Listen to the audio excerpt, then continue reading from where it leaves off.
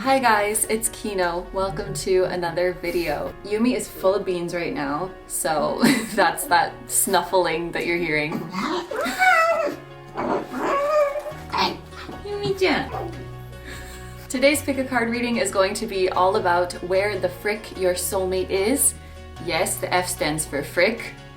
We are family friendly. We're gonna look at this question from a few different angles. We are going to see quite literally where they are situated right now. We're gonna see where they're at in life and where they are at when it comes to the connection with you. Where's their heart at? Where is their head at? So I'm very excited to get into it, but just before we do, I want to give a huge thank you to Ana Luisa for sponsoring today's video. Ana Luisa is a New York City-based jewelry brand and a friend of the channel, crafting beautiful, high-quality pieces at an affordable price. Ana Luisa is my absolute favorite jewelry brand. I wear their pieces every single day and in every single reading that I do pretty much, including this one. And they are actually the reason I wear jewelry every day now. I used to only wear it on special occasions, but their pieces are so classy, simple, they just go with everything. And I find myself putting them on every day. These days, I basically exclusively wear Ana Luisa or jewelry from my grandma. And some of my pieces I have had for years. I would say these moon and star rings are the ones I wear the most. I do wear the snake a lot as well, but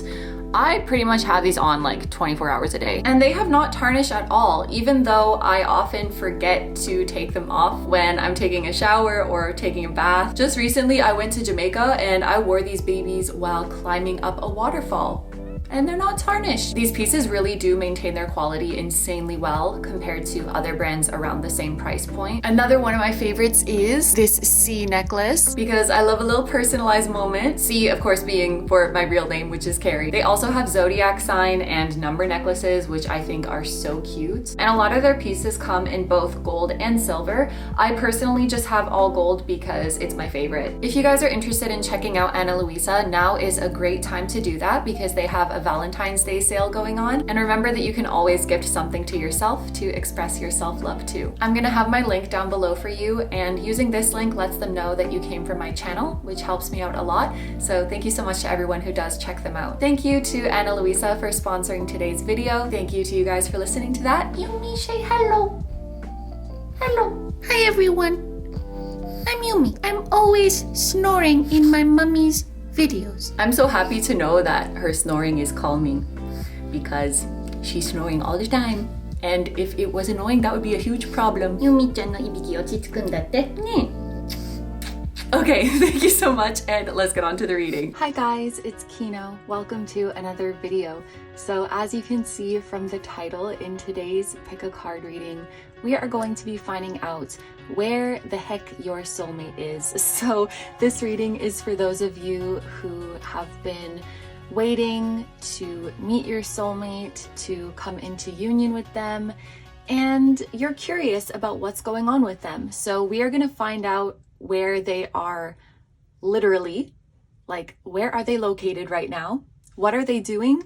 And where are they at in their life? Where are they at in their journey?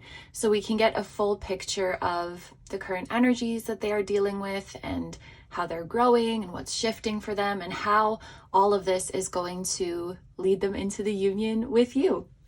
So there are 4 groups to choose from today, and for each group we have a different flower oracle card. So we have the image of the flower, the name, a keyword, as well as a quote. So I'm going to show you each of these up close, and there's a few different elements that you may feel called to. And yeah, without further ado, let's get a close-up look at your options, and please pick whichever one you feel drawn to the most. For my number ones, your flower is Dahlia, the keyword is dignity, and the quote is, "A wise man has dignity without pride, a fool has pride without dignity," by Confucius. For my number twos, your flower is Phlox, the keywords are unanimity and harmony. And the quote says, "He who lives in harmony with himself lives in harmony with the universe," by Marcus Aurelius.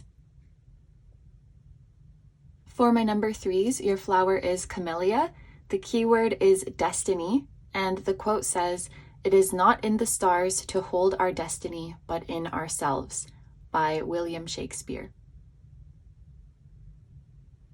And for my number 4s, your flower is hyacinth. The keyword is playfulness, and the quote says, "Play is the royal road to childhood happiness and adult brilliance," by Joseph Chilton Pearce. Okay, so as always, take all the time you need to pick. You can pause the video if you need to. I'm gonna go ahead and get started with number 1. Hi, number 1s. So if you guys chose the Dahlia, this is going to be your reading. I just wanted to mention some intuitive messages that came through before we get into your cards. Sometimes when I'm filming for a group, I feel like the things that happen or the things that I'm doing right before filming are also part of the reading. And right before I was filming for you guys, I suddenly felt like making a cup of tea, and then I really felt called to mix 2 different kinds of tea, and one of them is turmeric, the other one is mandarin and orange. So they're both like orange colored teas. I thought that that color might be significant to you, or perhaps the sacral chakra is of significance to you. And also, I feel like there could be a message about the fusion of different styles that could bring you success, or combining your skills and strengths in an interesting way that would make you stand out and that would bring you success.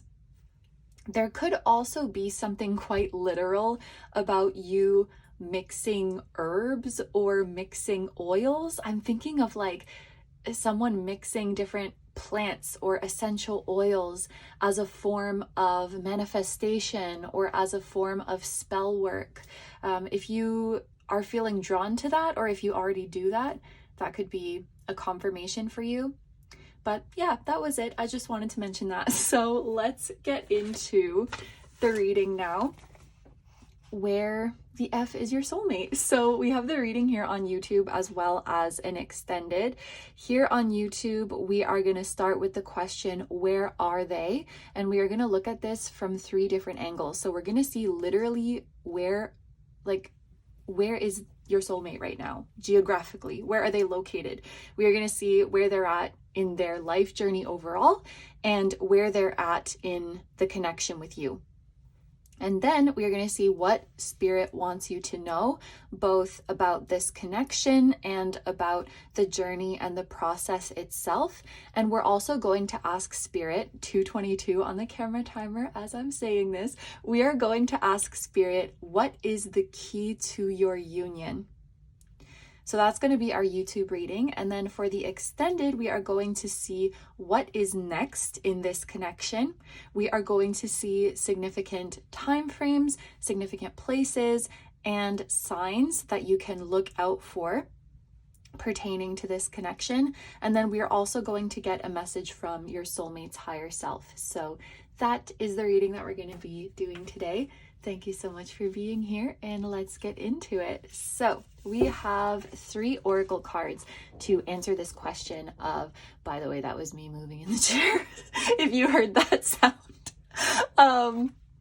Anyway, we are going to answer these 3 questions of where is your soulmate with these 3 cards. So first, where are they geographically? Where is their location? We have ice with purity and the number 33. Very cool. Okay, so this is card number 33, and then the camera timer is at 333. So we have repeating 2s coming up for you as well as repeating 3s. That could be significant. We have for where they are at overall in life, we have Libra with the keywords emotion, love, or embarrassment. I'll read the passage later. And then for where they're at in the connection, we have the number 22, Miss 22. We were just talking about you, speak of the devil. And we have the keyword intuition. And oh my gosh, I'm just realizing that this card is orange.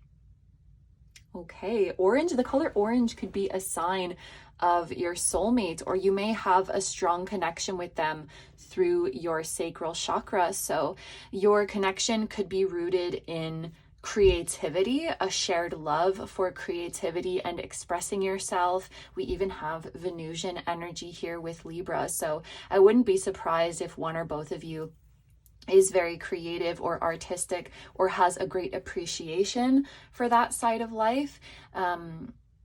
A lot of intimacy, emotional intimacy, even physical intimacy. Yeah, the color orange in the sacral chakra seems to be quite significant for you. Also the letter I, because 2 of your keywords start with I, intuition and ice. Yes. Okay, so we're going to clarify these messages with tarot cards.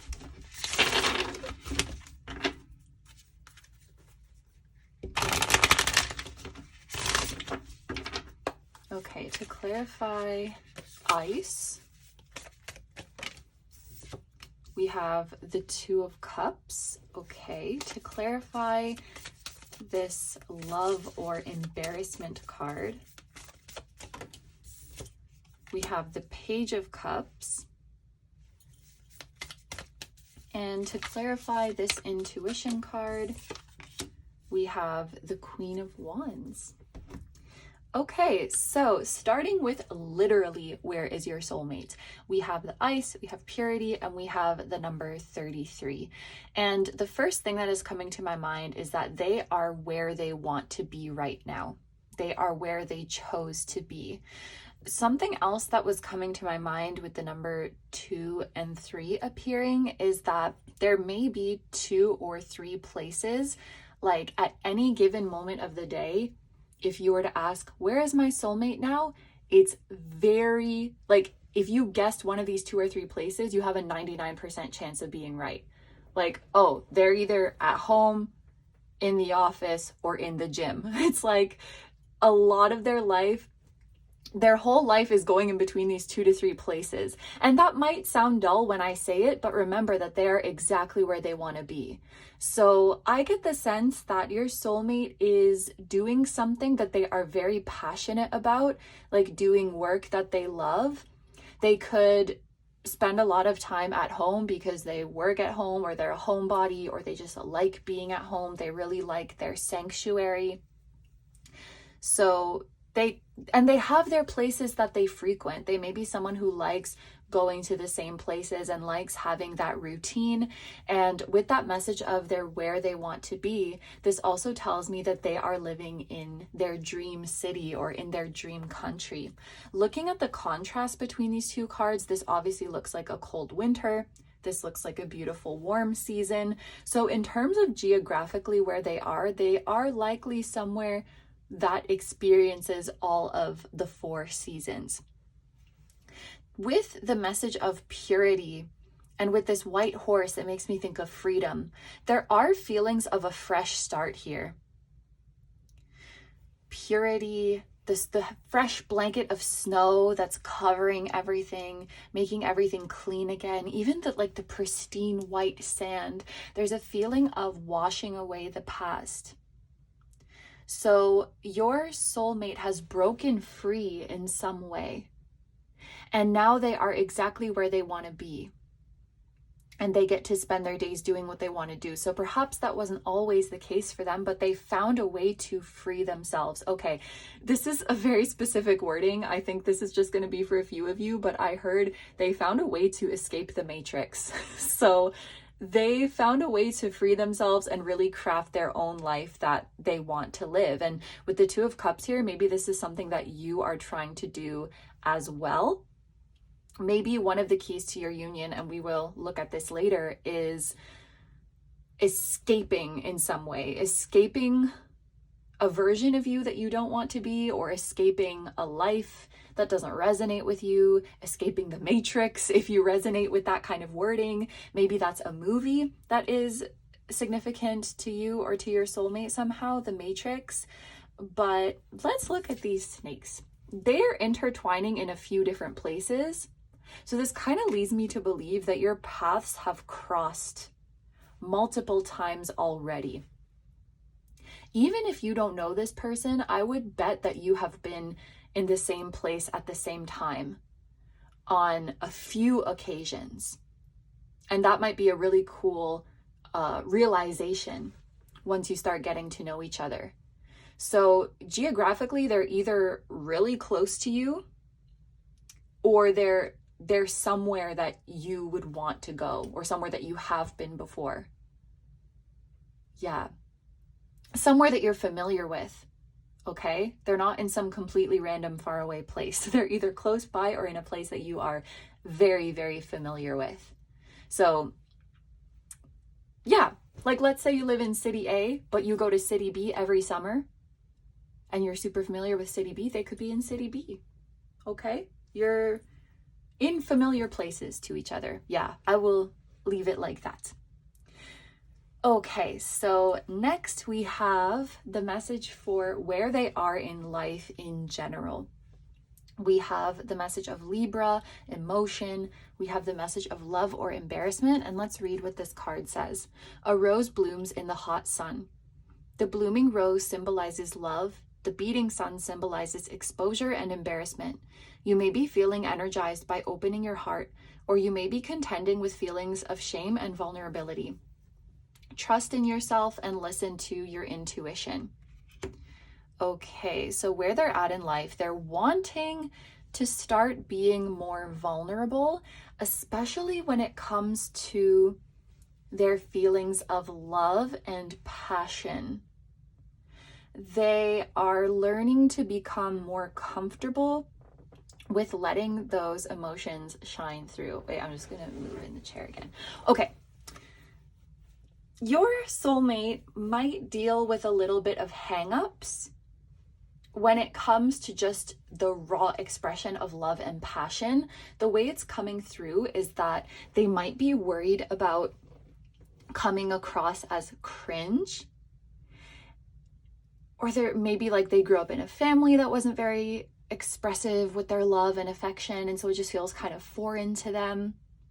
Another thing that is coming through is this feeling of, I want to pursue something that I really, really love. I want to shout on the rooftops the love that is in my heart. If I do that and I'm successful, then the love that I expressed is really cool and really inspiring. But if I do that and I fail, then the love that I expressed is embarrassing. So in some way, they're still kind of dependent on other people, or basing their decisions on other people. And I don't even get the sense that it's anyone in particular. It's just like they, what will they think, quote unquote? What will people think? I'm trying to think of a more concrete example.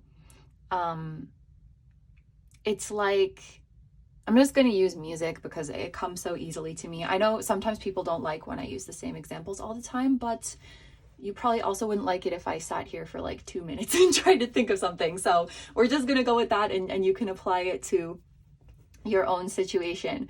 It's like if someone said like, I love music, I'm going to pursue it, and they're successful, then people are going to say, wow, it's just so cool how passionate they are about music. Like, that's amazing. Their love for the craft is so amazing. Wow. But then if they're openly expressing their love for music and they pursue it and they fail, then it's like cringe that they're so obsessed with it.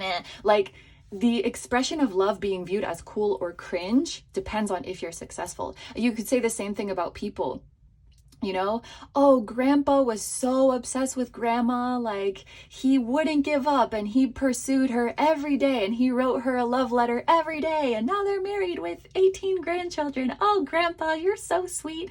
But if grandpa got rejected, suddenly he's cringe. And okay, nobody's calling grandpa cringe, but you know what I mean? Like, I think they're still kind of hinging on other people in the sense that they don't want to express their love and passion for something for themselves, for the fact that they love and for the fact that they're passionate. They're worried about, how is that expression of love going to be perceived?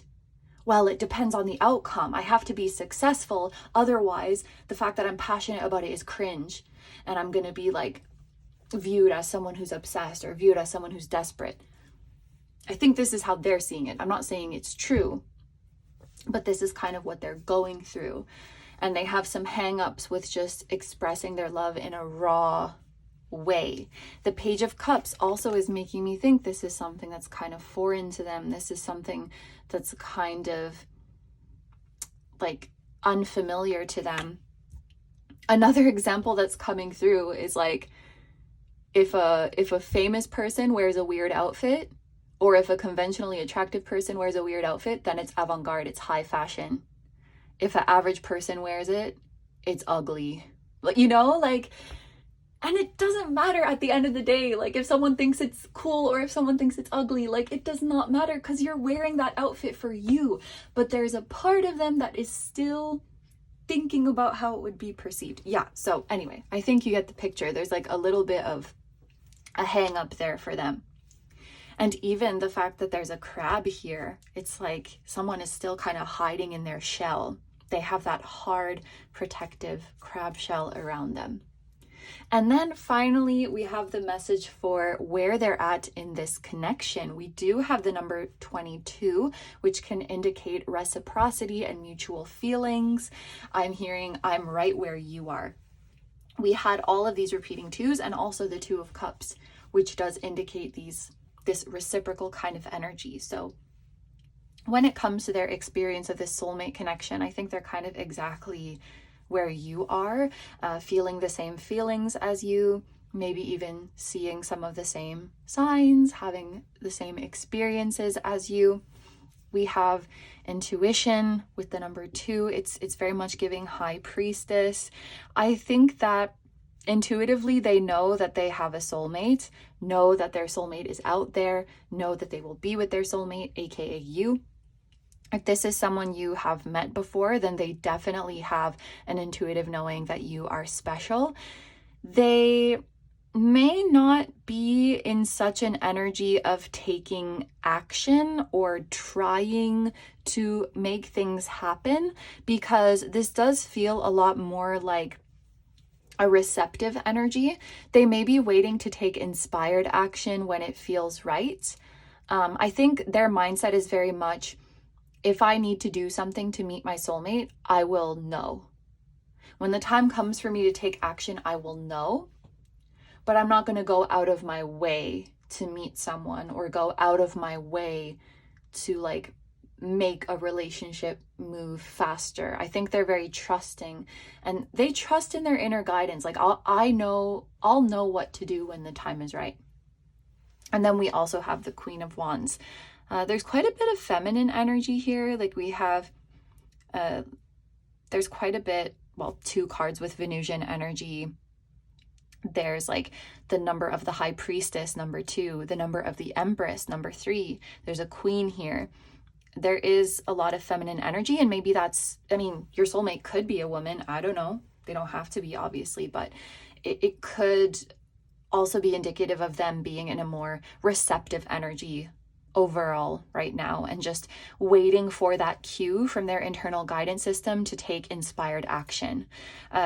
It seems like they're not really someone who takes action just to take action. They take it with purpose. They take it when it feels right. They're definitely confident when it comes to, they're confident when it comes to you, when it comes to their soulmate. And maybe I hope that that confidence can transfer, if that's the right way to say it. I hope some of that confidence can bleed into the area of their life involved with expressing themselves and pursuing what they want to pursue. Because I think there's a part of them that wants to be more uninhibited with their expressions of love and passion and going after what they want. I feel like they do it. They pursue the things they want to pursue, but they're not open about how much it matters to them. It's like they play it cool. They're like, I'll play it cool until I'm successful. But until then, I'm going to act like I don't care. they don't have to do that, I feel. Because I feel like being open about their passion could actually fuel their journey more.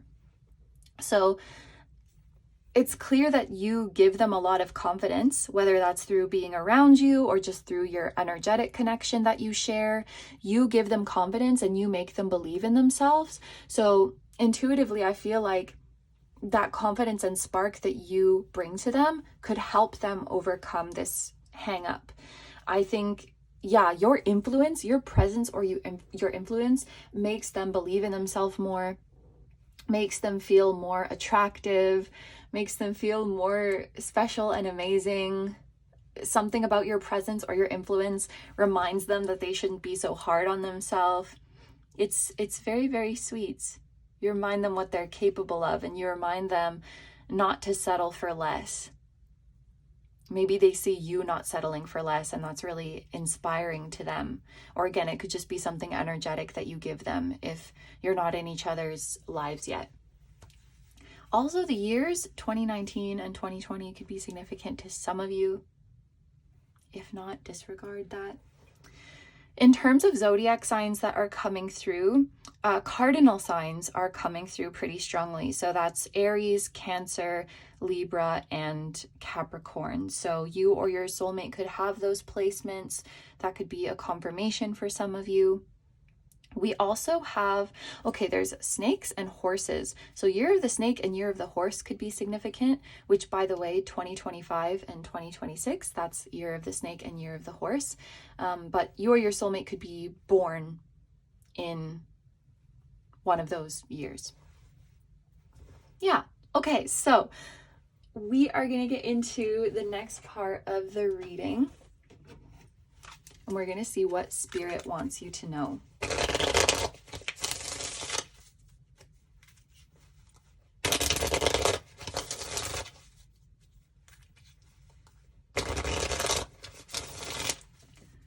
My group number ones.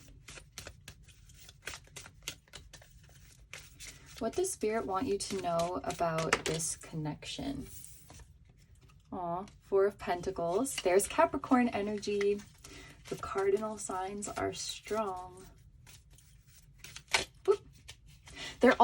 There could be, because the cardinal signs also represent the angular houses in the birth chart. So the ascendant, the descendant, the midheaven, and the IC, houses 1, 4, 7, and 10. So for those of you who are into astrology, you could have synastry in those houses, because those houses they're often thought of as the most important or the most formative houses. And so you could have personal planets in their 1st, 4th, 7th, or 10th house, or they could have personal planets in your 1st, 4th, 7th, or 10th house.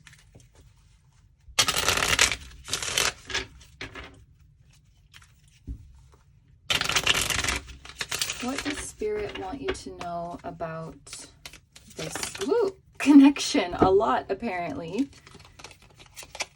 We have the King of Swords, the 8 of Swords. Okay, that's good. And we have the Ace of Cups. Okay, looking at this latte, that just made me think something about a coffee shop.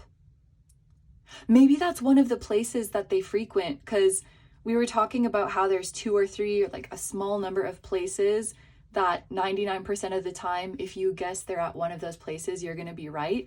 Maybe there's like a coffee shop or a cafe that they spend a lot of time at for working, or it's a good place to meet people, or they just really like the ambiance there, or they just really like the drinks there. Maybe they work at a coffee shop or something like that. I don't know. And maybe it's the one that you go to also. But I don't know, the latte just made me think of that. So what you need to know about the connection, first of all, 4 of Pentacles, very clear message. It is secured for you.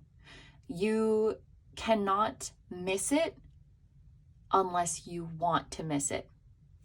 So you don't have to worry about, like, what if I had an opportunity to meet my soulmate and I messed up and I went to the wrong place? Or what if I make a mistake and we don't end up together? What if I'm pushing away the manifestation? Soulmate's like, you cannot get rid of me that easily, my dear. Like, I'm gonna be coming back around, back around, back around. And now I'm thinking of a beautiful song called Back Around.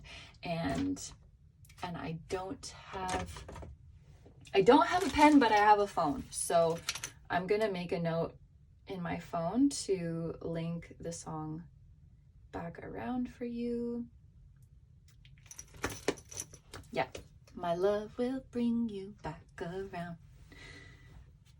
And look at this imagery even. Like, you're just going to keep coming back around, back around, back around to this connection. So if Spirit gave you an opportunity to meet them, if Spirit gave you an opportunity to come together with them and somehow it didn't happen, Spirit's just going to give you another one. Spirit says, I don't run out of these sand dollars. Like, if it doesn't work this time, I'll just set up another opportunity, not to worry. It's like a bus. You miss the bus, there's going to be another bus in 10 minutes. Don't worry about it. It is secured. I think any worries that you might have about messing it up or missing it are kind of unfounded. This connection is not going anywhere. Of course, Spirit's not going to force you to be with somebody, but as long as you want it, it's happening. As long as you want it, it's happening. You also need to know that you and your soulmate are protected. I don't really think this connection can be meddled with or interfered with by anyone else's negative energy or anyone else's disapproval or whatever it might be. I really feel like nothing and no one can interfere. Big cats could be a spirit animal that is significant to you to let you know that you are protected. We do have, it looks like a leopard here. In my mind's eye, I was seeing a panther, but any sort of big cat, like a tiger, a jaguar, a cougar, I was gonna say puma. I don't know the difference between these, but I'm just thinking of big cats. I feel like if you see that kind of imagery, or maybe you have a dream about a big cat, that's definitely a sign that you are protected. Yeah, this connection is very protected. It's locked in. It's secured for you. You definitely need to know that. Something else you need to know, this hang up that we were talking about with your soulmate, like, they're very self-aware about it, okay? So it's not something that's controlling their life unbeknownst to them. They're like, I know I have that insecurity and I know it's something that I need to work on, and I am working on it, and I'm gonna overcome it. And I think they really believe in their ability to overcome it. And, you know, it's just like a habit. And I think we all have those insecurities and limiting beliefs where, like, deep down we know it's silly, and deep down we know it's not serving us, but our brain is just so in the habit of thinking that way. And so there's that kind of in-between phase where it's like, I know this pattern isn't good for me, but it's just still playing on a loop in the back of my mind. But that's okay, because I'm working on it, and one day I'm going to be free from it. So they're facing it with self-awareness, and I think also they're facing it with an optimistic attitude, which I'm really happy to see. And the end result is the Ace of Cups, where they're happy with themselves and they love themselves. So yeah, I know maybe that was like a concerning message, but Spirit says don't worry, because they're very aware of it and they're working on it.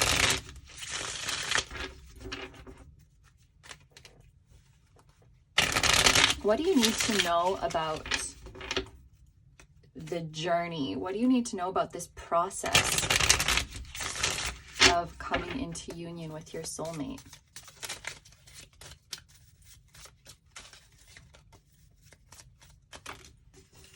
Okay, we have the Five of Cups and the Knight of Cups.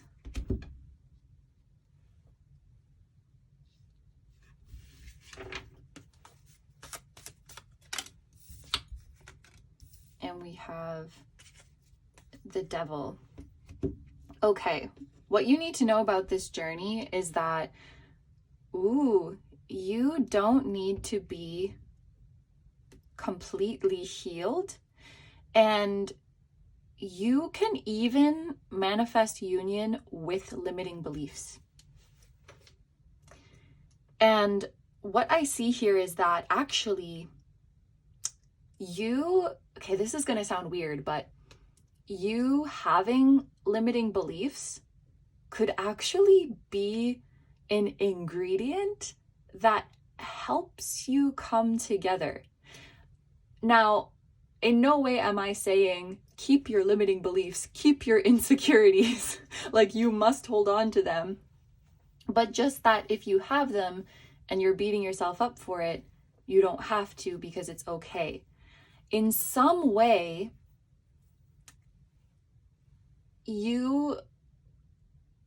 this is such a weird message. In some way, you going through a hard time gives your soulmate the strength that they need to overcome their fear of rawly expressing their love and passion.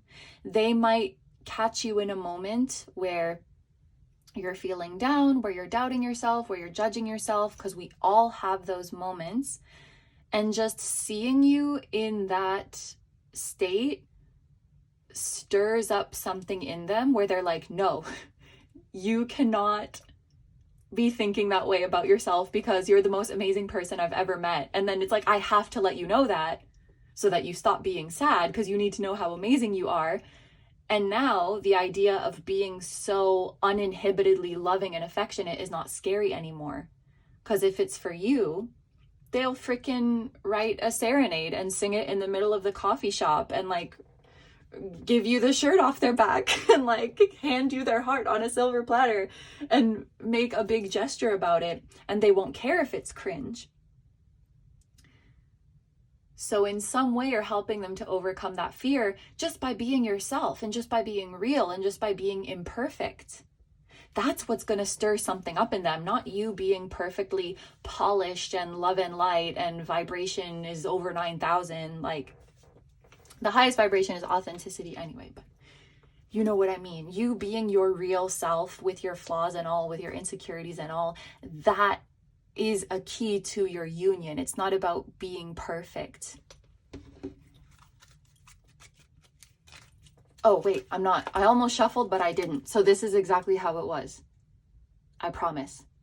I'm not supposed to shuffle because we're going to look at the bottom of the deck to see what is the key to your union.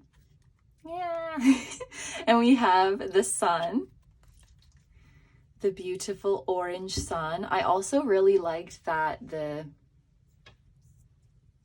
ribbon, we're talking about you being protected, being secured, being locked in. The ribbon is orange. Orange is your color, group number 1, for this connection.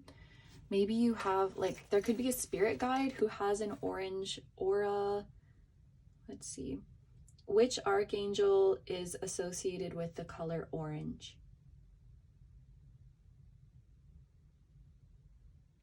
The archangel Ragel is associated with the color orange. I will make a note of that as well. Yeah, okay. Yeah, that color is coming through a lot. Beetles could also be a significant animal for this group. Off the top of my head, I do know that the scarab can be a sign of good fortune. Yeah. Oh, and we also have the sun here. A rose blooms in the hot sun. The sun symbolizes exposure and embarrassment. Okay, yeah. So the key to your union is to not be embarrassed, is to not be ashamed, and just show the totality of who you are. Thinking about how the sun does not discriminate and it shines its light on everything and it brings life to everything. It exposes everything so that we can see everything. The key to coming into union is to not hide away. You might think that you have to hide certain parts to make a good impression or to be liked or accepted by the other person.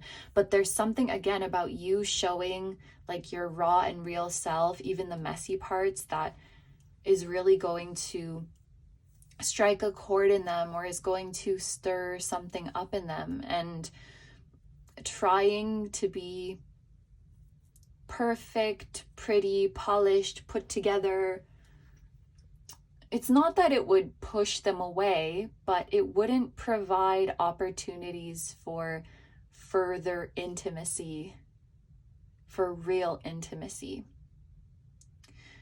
And then with the sun also, like following your joy, following what you love, what you're passionate about, what lights you up, that's also the key to your union.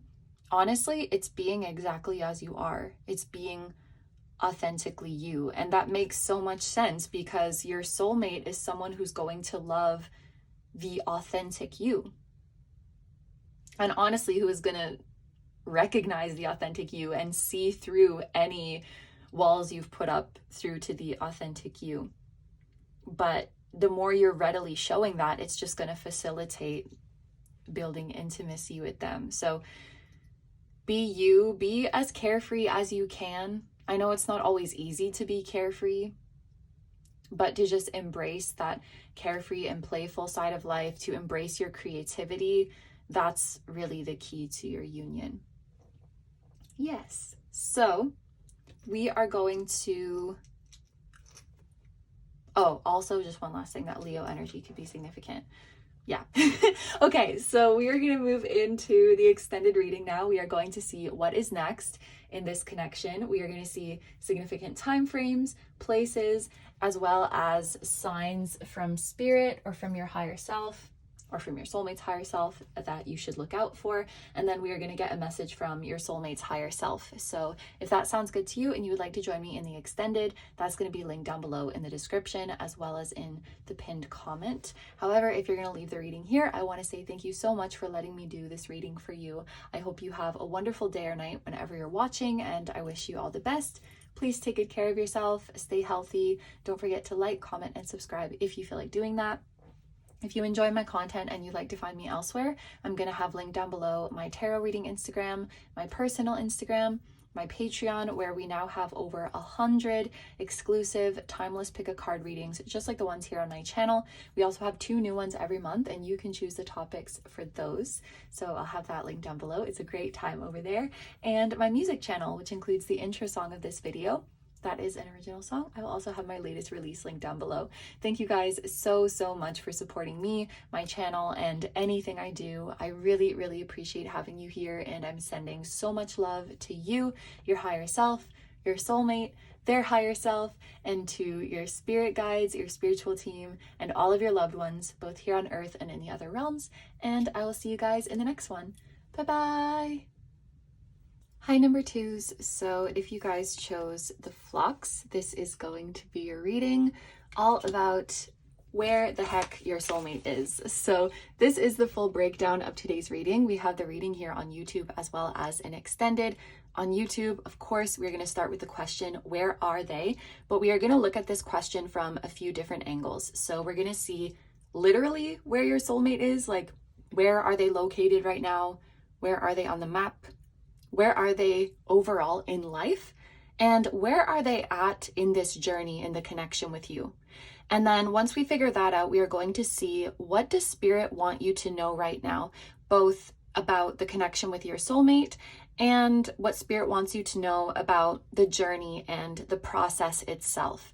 And then finally, we are going to ask spirit, what is the key to your union with your soulmate? So that's the YouTube reading. Then in the extended, we are going to see what is next, what is to come next between you and your soulmate. We are going to see significant time frames, significant places, and signs to look out for pertaining to your soulmate and the connection. And then we are going to finish off with a message from your soulmate's higher self. So that's the whole reading that we're going to be doing today. Thank you so much for being here, and let's get into it. So to answer the question of where is your soulmate, we have 3 different oracle cards. So we want to see where they are literally. And we have Hearth with the keyword comfort and the number 11.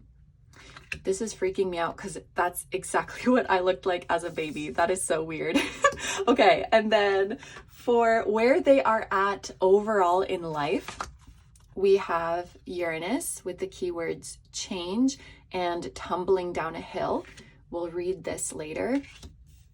And then for the question of where are they at in this connection with you, we have completion with the number 9. The color purple could be significant to you. All right, we are also going to clarify each of these with a tarot card to get the full picture.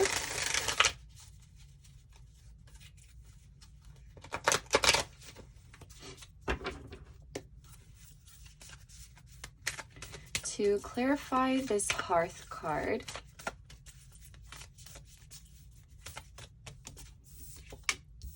we have Justice. To clarify the Uranus card, we have the Queen of Swords. And to clarify the completion card, we have the Page of Swords. Okay, there is a lot of air energy going on with this group. Every tarot card that has come out for you is related to an air sign, and then Uranus as well is also related to an air sign because it rules over the sign of Aquarius. So Gemini, Libra, and Aquarius placements could be significant, like you or your soulmate could have them. It could also be an indication that you have a lot of the same element in your birth charts. Like, for example, maybe you both have a lot of water in your chart, or you both have a lot of fire in your chart. It could even be indicative of your compatibility being rooted in your mental connection, your intellectual connection. So you really get each other on that level. You have amazing conversations, amazing communication. You're both very intelligent, so you can meet at each other's level.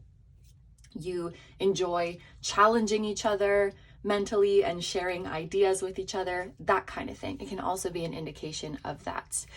Also, I wonder if this looking spookily like me as a baby was also a message for this group. So maybe you have very similar childhoods to your soulmate. Maybe you even looked similar as babies, or you had the exact same outfit or the exact same, I don't know, your houses looked really similar or something like that. There could be some eerie similarities with your childhood. And I just saw 444 as I'm saying that. The 4th house literally talks about the home, childhood, family. You could have like the exact same family makeup, you know, like maybe you both have one older sister or 2 younger brothers, you know, just an example.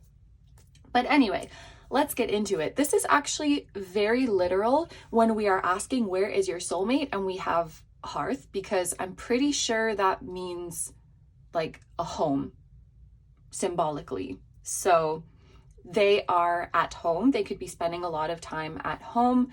They could be back in their hometown. They could be visiting their family.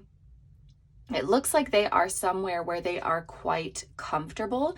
I'm hearing they are back in their comfort zone, but it's something that they did very intentionally. It's not like they're stuck in their comfort zone because they're afraid. I feel like they've been out and about in the world and they were like, okay, wait a minute. I need to just recenter myself. I need to reset in some way. So let me go back into my comfort zone to just regroup. And that's what came to my mind with the Justice card, actually. I was taking it very literally with the scales and thinking about somebody getting back into balance, restoring balance in their life. So it's like, I just need to go back home and reset. I just need to go back into my comfort zone and reset.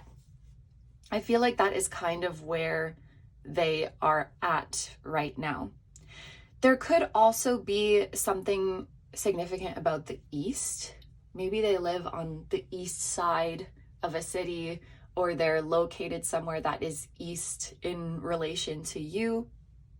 Something about, I think this is going to sound dumb, but there's like a golden lab and also golden retriever, which I think is different. Somebody can correct me. I think golden retriever has longer hair. But anyway, this could be a symbol of your soulmate having golden retriever energy, just being very sweet, warm, friendly, pure-hearted, having the purest of intentions. Yeah.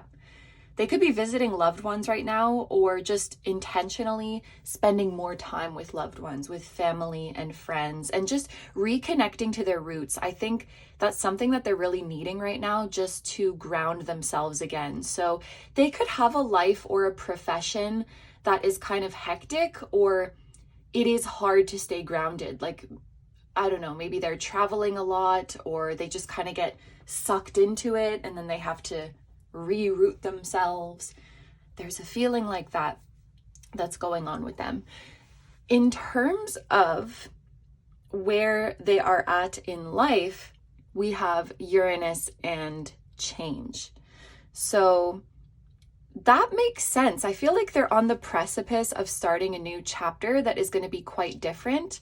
And so they just needed a period of reflection and regrouping. So let's read what this card says. Tumbling down a hill.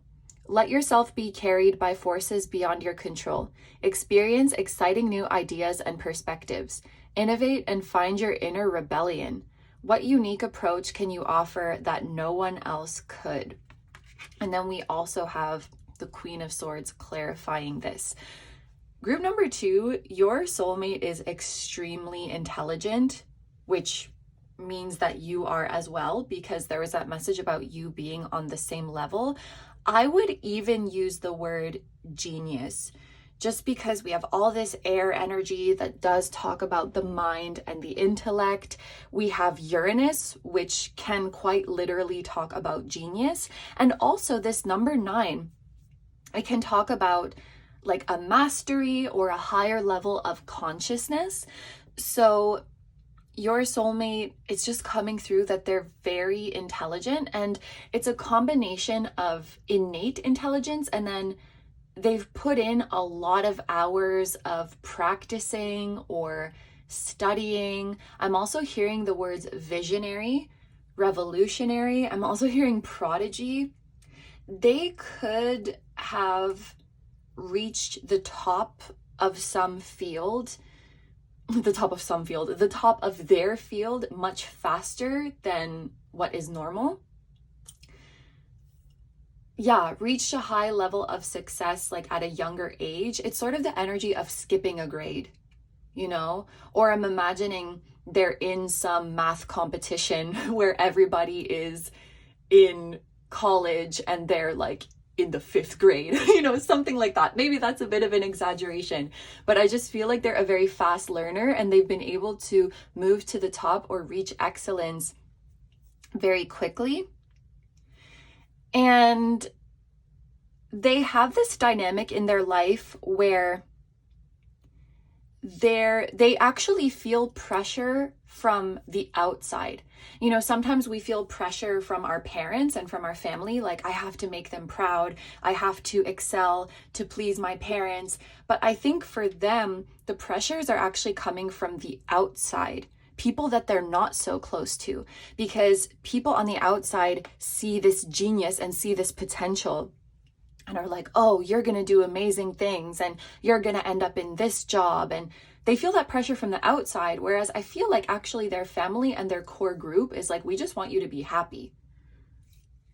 I think that's really nice. I feel like they have a lot of support in their immediate circle. And sometimes they might feel pressure, and I'm 11/11 as I'm saying this, about using their full potential. You know, if you graduated at the top of your class with like 1,000,000% in all of your exams, and you graduated the 4-year program in 2 years, like everybody has such high expectations of you that, oh, you should get this top position, top paying, visionary job. And it's like, what if I don't want to do that? What if that's not my passion? What if I want to do something that is, and massive finger quotes, like under my potential, you know? What if I'm passionate about something that is not requiring me to use 100% of my potential? Are people going to think I'm an underachiever? And yeah, it's like the pressure to live up to your innate gifts, or the pressure to live up to your potential. I think they're kind of feeling that right now. And I just heard barreling down the road. I feel like your soulmate was just going and going, barreling down their path of like next achievement, next achievement, next achievement, that they're like, yeah, I'm killing it. I'm hitting all these goals, but do I want to be doing this? And so it feels like they've maybe returned to their comfort zone and returned to their immediate support circle to just remember themselves and to remember what really matters to them. And they might be healing from this idea of, if you have this gift, then you have to live up to it. You have to use it. If you're good at that, then you have to prove it to everybody. If you have potential, then you have to live up to it. And they're healing from that and saying like, I actually don't have to do that. I don't owe anyone my genius. I don't owe anyone my gifts. And like, if it's not making me happy, then it's not making me happy. And it's like, I can just hear people being like, why did you quit? You were so good at it. And it's like, at the end of the day, that's not what matters the most. So yeah, I think they're going through some changes, maybe changing their priorities.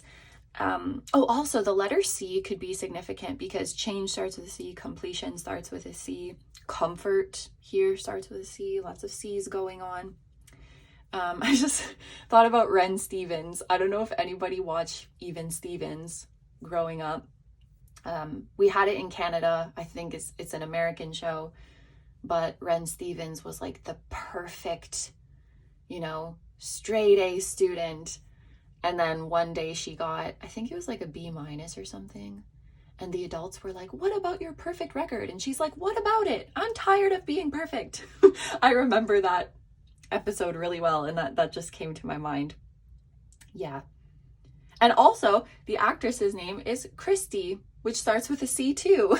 So there's a lot of sea action. Like also something about the sea, the ocean, could be significant. Anyway, in terms of where they are at in the connection with you, we have completion, we have the number 9, and we have the Page of Swords. I feel like they have been wanting to experience a meaningful connection and wanting to experience true love for a long time.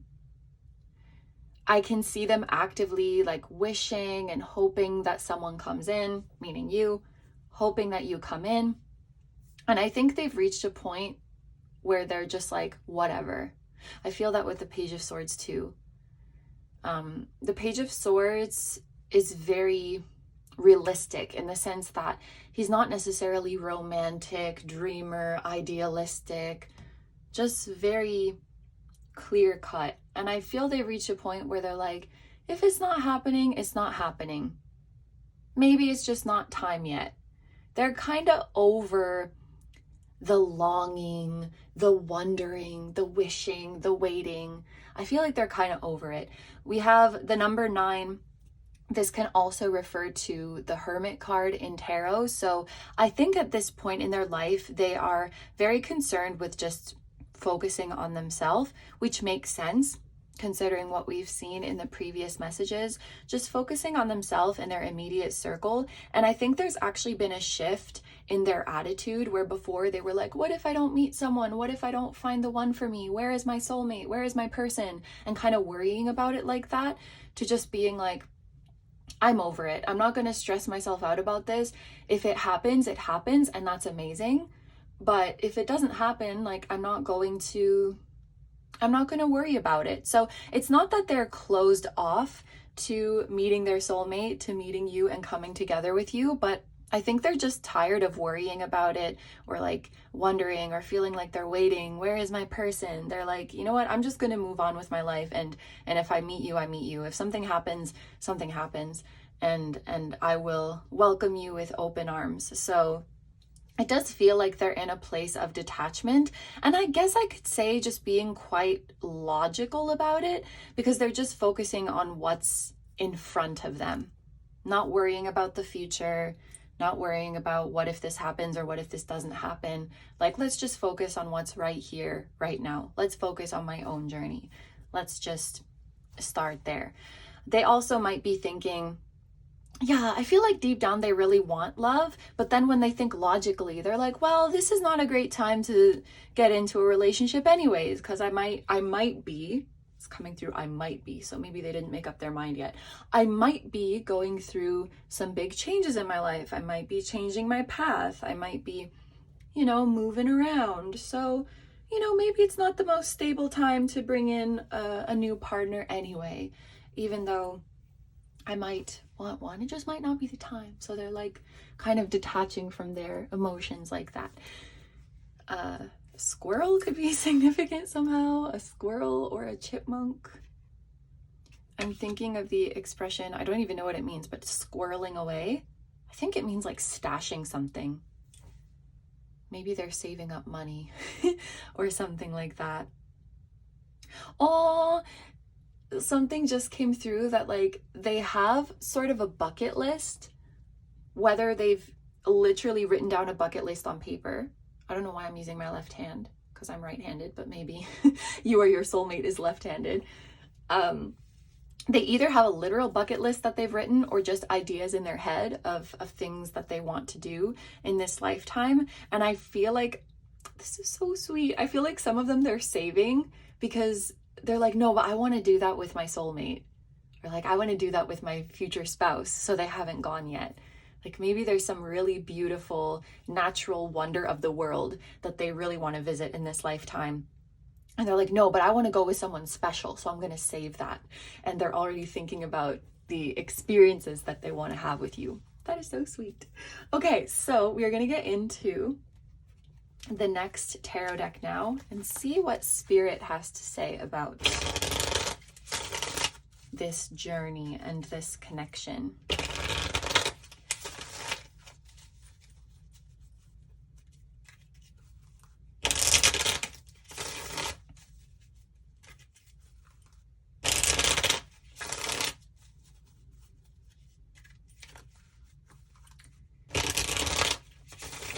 Yeah, just thinking about this, like one of my close friends, our dads have the same name and their middle names are even very similar, just one letter different.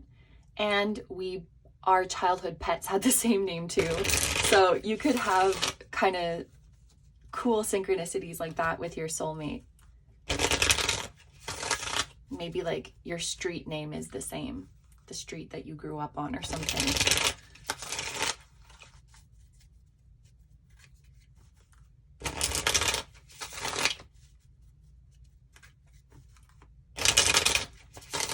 Okay. All right. We're just going to take all of these. What does Spirit want you to know about this connection? We got 4, I think, that came out at the same time, and they also came out really quickly. So Spirit is ready. Spirit's ready to talk to you. I just wait, let me sip some tea.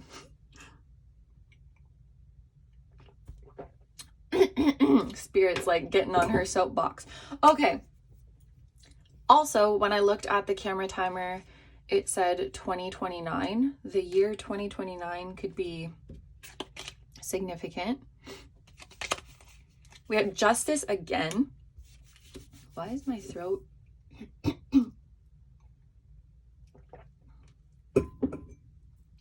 Is someone's throat chakra blocked? We have the 6 of Swords, the 6 of Cups,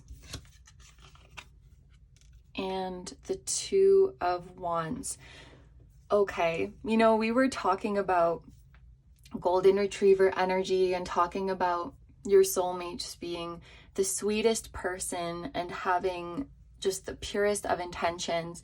And looking at this Justice card, I really feel that, because this means someone whose heart is as light as a feather. They don't have any heaviness in their heart. They have the purest of intentions. Your soulmate is somebody who they have like, they don't have any ill will towards anybody. Like even people who they could, you know, resent or they could hold a grudge against, or they just don't. And I feel like they genuinely have no judgments towards others or any sneaky ulterior motives or jealousy or spite or anything like that. You know, as humans, we're all gonna experience some of those emotions at some point in our life. You know, there's no such thing as a perfect angel, but I think your soulmate is pretty freaking close. I think you never have to worry when it comes to them honoring you, being honest with you, always moving with your best interests at heart. Something that's just coming through is when you are in union with them, when you are together in a relationship, there may be times where you go for extended lengths of time without seeing each other, maybe due to somebody's work or personal factors, that sometimes one of you might have to go away for a few weeks or a couple of months or something like that. But even when you're apart from each other, they are always thinking of you and they're always making decisions with you in mind. I think this is someone who really believes in that unit of, I want to say, of a marriage. Okay, so this could be someone who wants to get married, who like believes in marriage. Maybe they saw a really healthy example or healthy examples of marriage when they were growing up, or actually, I don't know. But for some reason, they believe in that really, really strongly. And they take that role seriously of, if I'm going to be your life partner, it means that I am taking on the responsibility of centering you in my decisions and making sure that I'm taking care of you, making sure that you're good, making sure that if you're weak at some point along the journey or you can't give 100%, that I'm making up for that, because I know that you'll do that for me when I'm weak or I'm not 100%. Like, they just take that commitment very seriously. They're not about that wishy-washy energy. It's not something that they take lightly or casually. And when they give you their heart, they're really giving you all of it and they're trusting you. So this is what I mean with them having those pure intentions. So Spirit really wants you to know that you're safe with them, and when you're with them, they're not going to take that lightly. The Six of Cups is also a card that makes me think of soulmates, which maybe that's obvious because this is a soulmate reading, but I would say that you and this person do have a very strong psychic connection and a strong past life connection.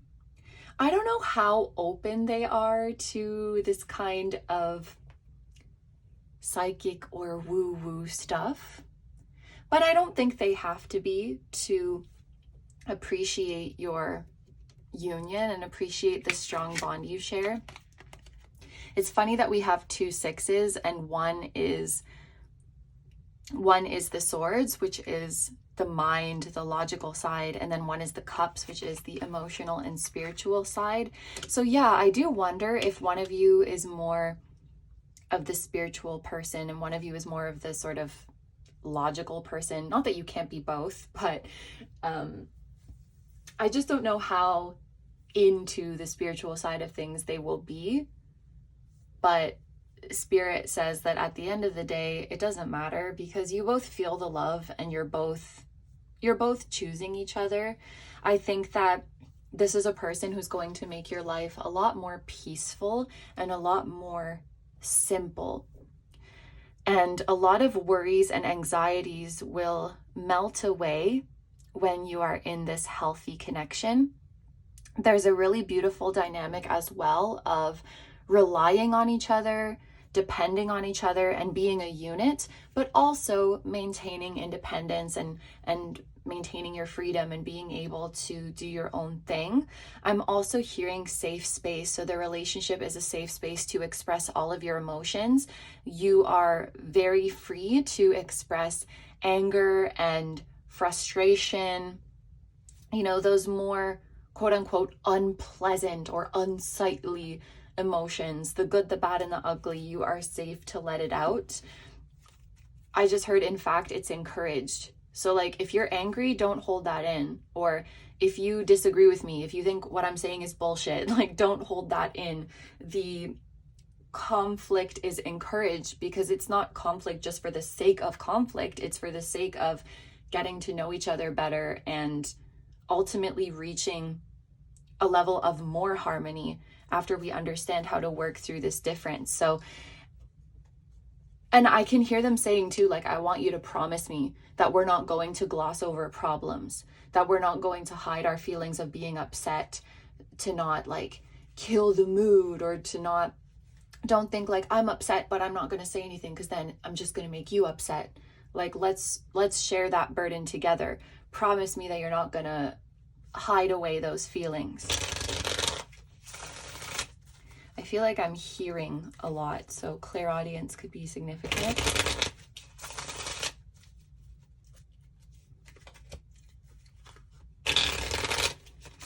Let's see, what do you need to know about this journey?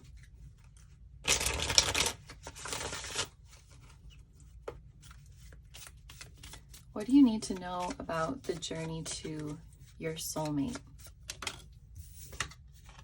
We have Judgment. And we have the Five of Pentacles. We're going to save the bottom of the deck card for later. That's going to represent the key to your union. But in terms of what you need to know about the journey, we have Judgment. And I saw this visual of someone walking down a path, and part of their path might actually be turning around and going back to where you came from. But that is not to be mistaken with regressing. Yes, you may be turning around and going back, like retracing your steps, but that is not regressing. It's kind of like when you're driving down a road and you're going somewhere that you've never been before, and you're like looking out at the number on all of the buildings, and you're like, oh, wait, I think we passed it. I think we passed the destination. Then you have to turn around and go back. It's like there's a destination that somebody passed as they were moving along in their life. But maybe they had to pass it a little bit to realize, oh, I think where I wanted to be was actually back there. Maybe if they had gone to their destination and stopped there, they wouldn't have realized that was where they were trying to end up. But as they kept going, having more experiences, they realized, oh, where I wanted to be was back there. Somebody is coming back. Someone is retracing their steps. But it's not going to make sense from a material perspective. It's like, just for one example, right? This energy can be applied to so many different things, but it's like if somebody was trying to find like their dream perfect profession, so they go like job 1, job 2, job 3, job 4, and each time they progress, they're getting paid more. But by the time they get to job 4 and they've experienced all these 4 jobs, they're like, wait a minute, I think the best job for me was actually job number 3, and I think I have to go back. Then people might say, what do you mean? Then you're gonna make less money. That's like going backwards. That's not progress. And it's like, but yes, it is, because I'm progressing to where I'm the most happy. So in material terms, in worldly terms, or in what society defines as moving forward, it might feel like regressing, but do not be fooled.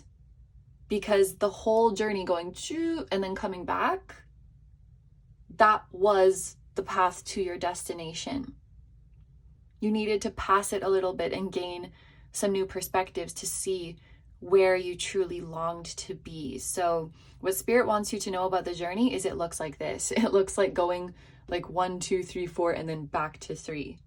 Maybe that's for one of you, or it could be for both of you. So finally, we're going to look at our bottom of the deck energy and see what is the key to your union with your soulmate. And we have the 9 of Swords. Interesting that in this deck, it's a rose. Roses make me think of sensitivity and like delicateness, if that's a word. And all the swords are pointing to it. This is giving me the feeling of embracing your sensitivity, learning how to use your sensitivity in your favor, or even learning how to use anxiety to your favor. I wish I had read more of the book at the time that I'm doing this reading, because I might have been able to say something more insightful here. But I just started reading a book called Good Anxiety. Really just started, so I'm not sure if it's going to be a good one, but judging by the premise of it, I think that I will like it, because it's about reframing anxiety and recognizing that the way you channel it, it can be used for good, because at the end of the day, anxiety is a signal from your brain body that something needs to change. And if you make the right changes, then that anxiety worked in your favor because it redirected you. So it's not a problem to stifle. It's an opportunity for redirection. So, we talk about intuition versus anxiety, but sometimes your anxiety is your intuition speaking to you. And I think I and probably others have talked about this before, but sometimes your intuition and your anxiety are saying the same thing. Maybe your intuition is saying it in a more loving way, and your anxiety is saying it in like in a panicked kind of way. But it's not always intuition versus anxiety. They can be on the same page.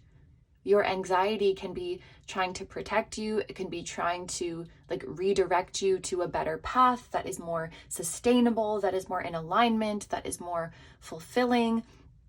It's the anxiety itself is not the problem to solve.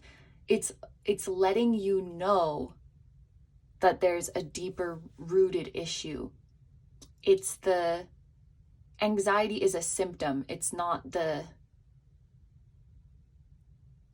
illness. I don't know what I was trying to say, but it's the byproduct of something that needs to change. It's not the thing itself that needs to be changed. I hope that made sense. So it does seem like as you journey towards union with each other, there will be the need to redirect at some points, but that's okay, because your internal guidance system will let you know when it's time to redirect. And pay attention to feelings of anxiety. I'm hearing it's not normal. I know for so many of us, it has become the norm to feel anxiety in our day-to-day lives just because of the way our society is built. But that's not our body's natural way of being. It's when our nervous system is being activated because there's some stressor in our environment that we have to address. So pay attention to those uneasy feelings, anxious feelings, those nagging feelings that something isn't right, because they're not just there to be like, shh, go away, shh, stop.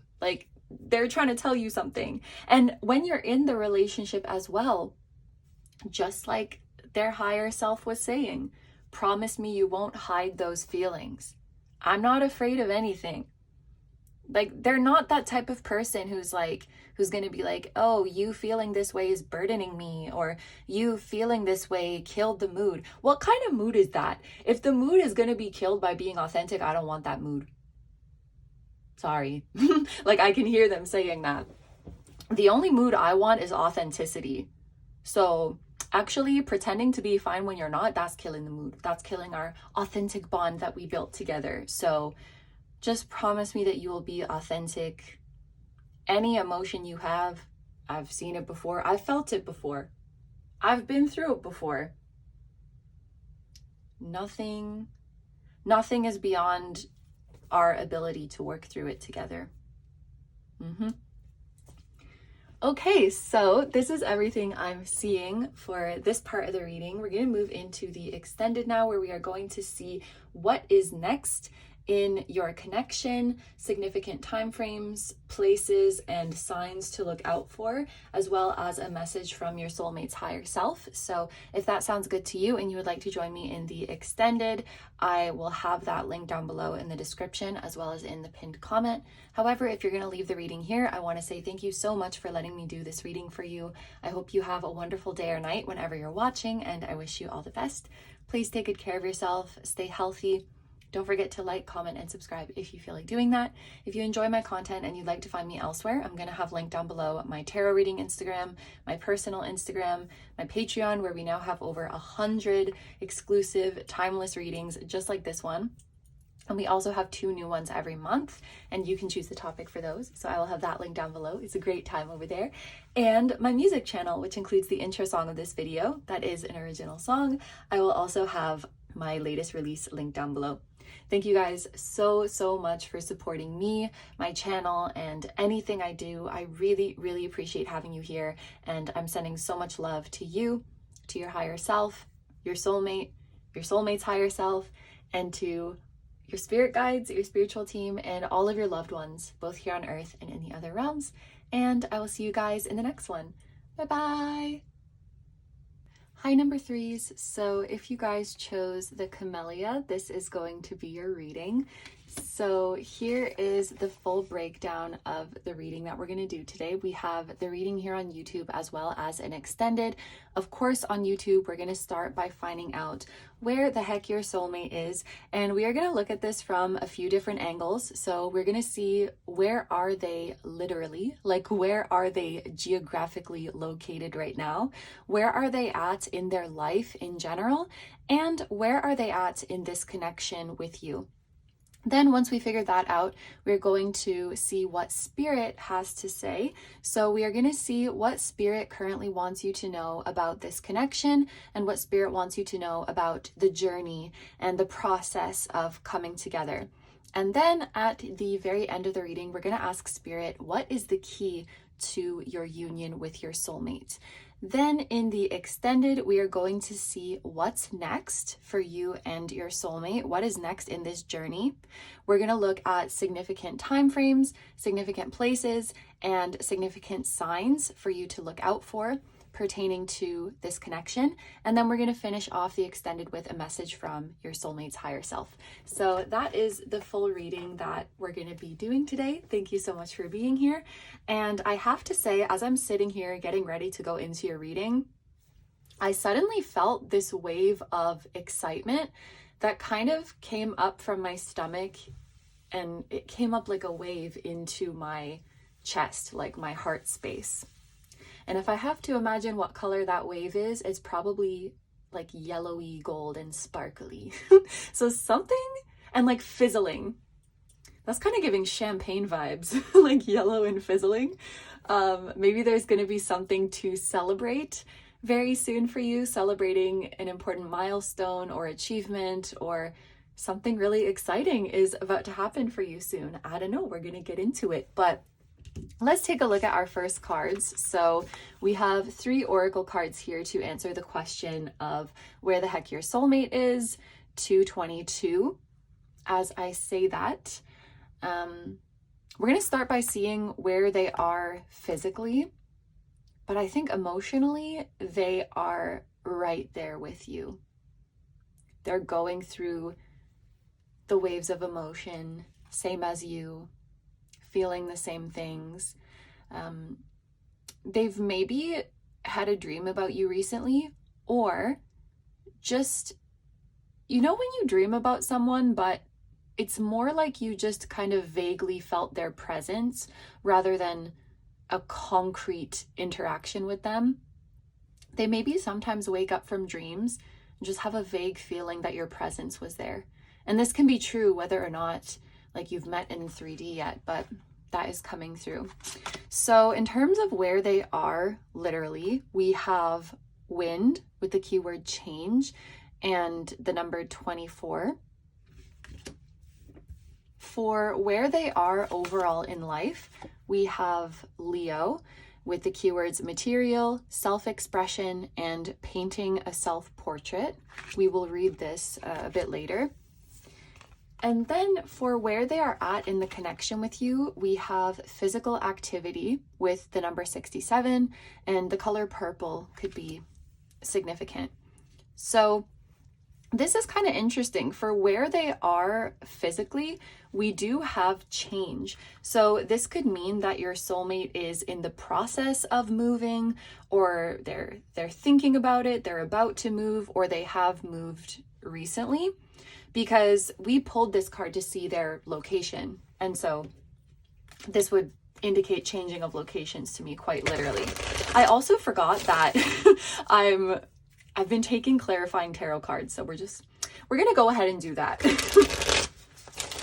When I saw the number 24 as well, I thought about the TV show called 24, and then I also thought about 24 hours in a day.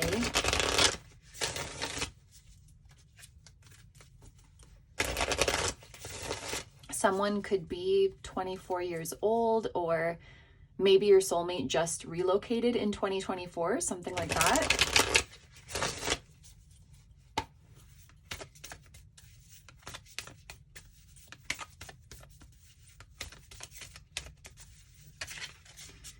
And if that's the case, they definitely ended up closer to you. Maybe this is even you. Like, maybe some of you, my group number 3 is watching this, maybe you have relocated or you're thinking of doing so. I feel like somebody's going to. One of you is going to, or both, and it's going to bring you closer to each other. I just heard the same district. Maybe that means the same neighborhood, the same city, the same neighborhood. If you're not already, you're about to be pretty geographically close to each other.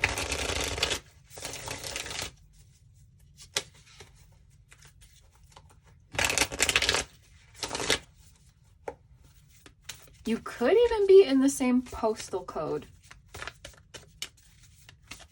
Or for some of you, the message is about being in the same area code.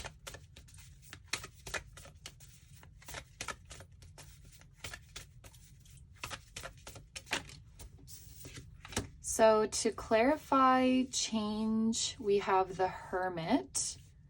Maybe your soulmate is living alone now and they weren't living alone before. And this would be a positive thing for them. Like, okay, I can start this new chapter on my own, or finally I have my own space to do my own thing. I feel like this is something they would be feeling positively about. I have all 24 hours to myself, I just heard. It could also be that maybe they became a homeowner. So it's like they used to live in a place that was owned by someone else, and now it's owned by them. There's been a change in their location though.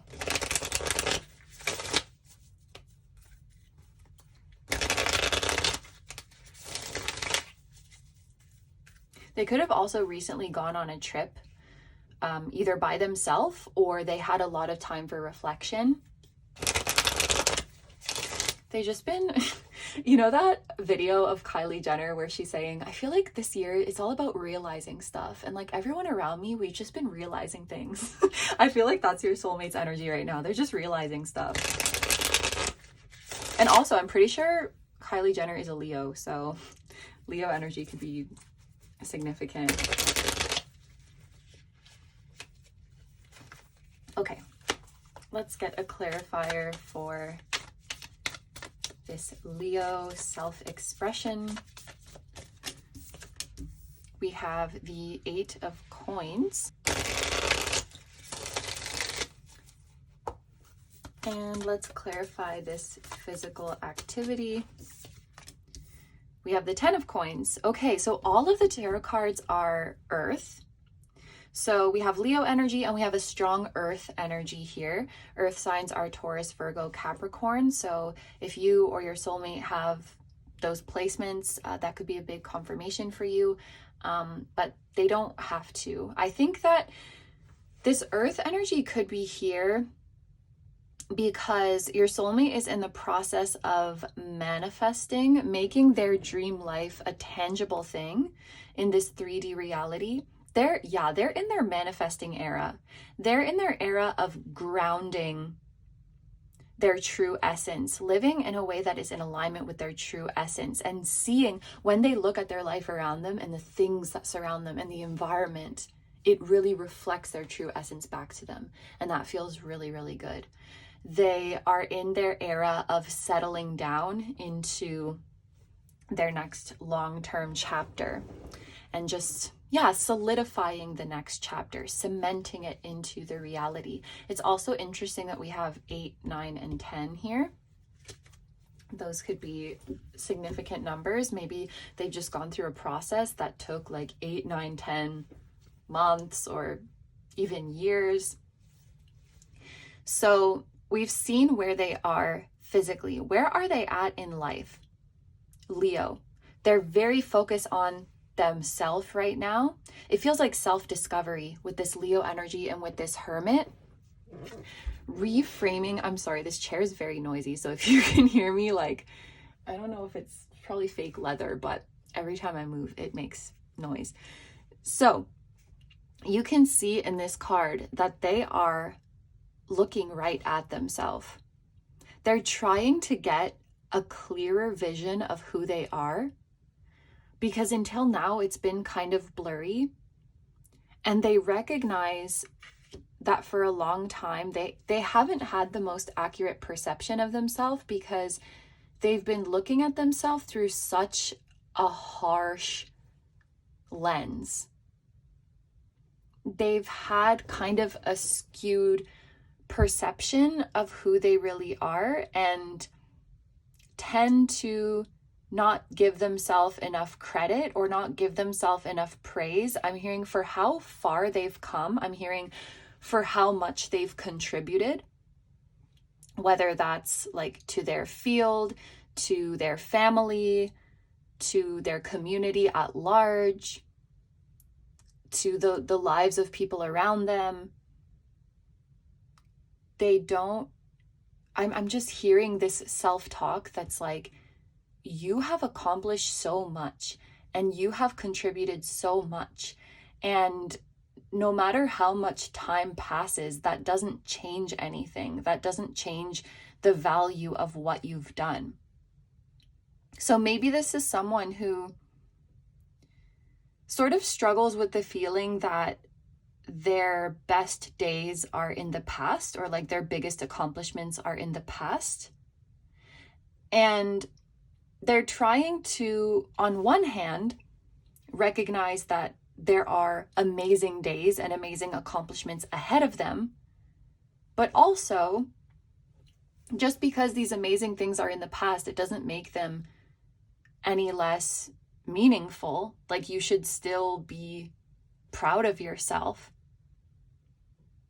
They're learning to give themselves the credit they deserve and praise themselves and talk kindly to themselves and validate themselves in the way that they deserve.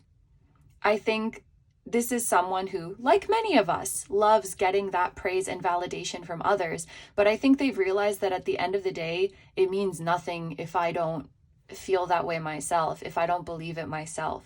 You know, like, a million people could tell you you're beautiful or you're talented or whatever it is. And that's wonderful.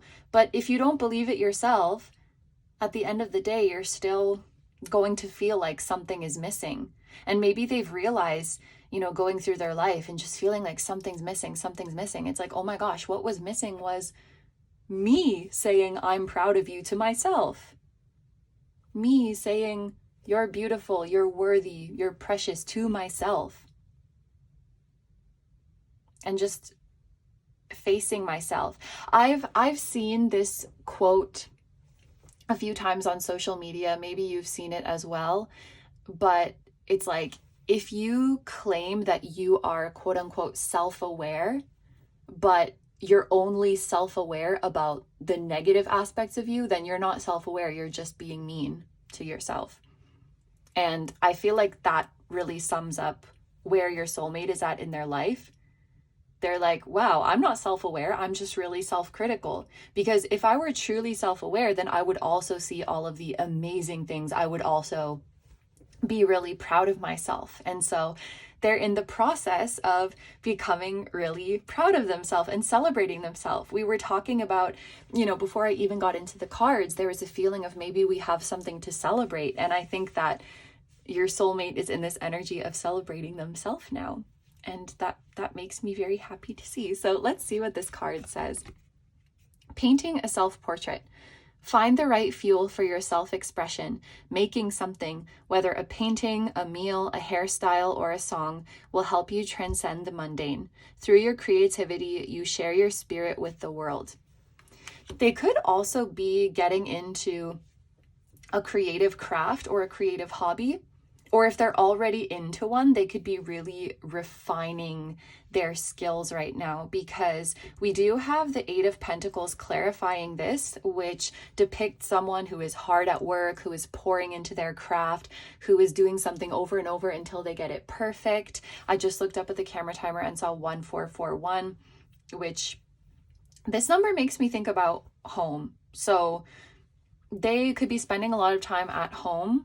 I just heard home studio, or, some workspace that they have at home, or some kind of private workspace where they are really pouring into their craft, repeating something over and over again, finding new ways to be expressive and to be creative. I've also heard people say, like, you make your best work in your 20s and 30s, and then, or some arbitrary age, right? And then after that, you're not hungry in the same way anymore, or you're not inspired in the same way anymore. There's all these arbitrary stories we tell ourselves that lead us to believe like one day our time is going to run out, and then all of the exciting stuff is going to be behind us. And I think your soulmate is in a place where they're really challenging those narratives, and they're like, if I was super creative then, I'm super creative now. If I was talented then, I'm talented now. If I, and same thing in the future. If I'm worth something in the future, I'm worth something now. Like, the most exciting place for me to be is right here, right now. And I'm going to take this present moment to discover myself and to express myself and to celebrate whatever comes out. So yeah, I feel like they are in a really creative energy right now, and they're approaching creativity as a tool for self-discovery and self-love, rather than for making something that others will like. I mean, if other people like it, that's awesome, but this is my self-discovery ritual. This is my self-love ritual. And I don't know, I just have a feeling that the other people liking it, it's going to take care of itself, because I'm creating from a really authentic place, and I think that's going to come across. I think people will feel the difference. This is me talking to myself as your soulmate, I guess. And I think people will notice that their raw and authentic energy is coming through more in the work that they do. If you don't really resonate with your soulmate being like a creative person or an artist, this could be just about the work that they do. They're going to approach it with more motivation, and all the work that they do is going to be rooted in a respect and love for themselves, and they trust that if they show up that way, the serving others is going to take care of itself. Pouring into my cup inherently means I'm pouring into the collective. I think that's how they're seeing it. Like, the greatest way I can serve the collective is to show up as my true self. I love where they're at right now. This is beautiful. So then, in terms of where they're at in the connection with you, we have physical activity. Okay, so this could mean a few things. I think it means that they want to see some things in the physical reality. We've been talking about earth energy. We've been talking about grounding. I think they are ready to ground this connection with you. So if you haven't met this person yet, they're ready to meet you. They're ready to welcome you into their life. If you do know this person in the 3D, like they're ready to come together with you, because this word physical is really making me think of like the physical, tangible reality. This could also be talking about action. Like they are ready to take actions, whatever action is necessary. The number on this card is 67. So we have the number of the lovers.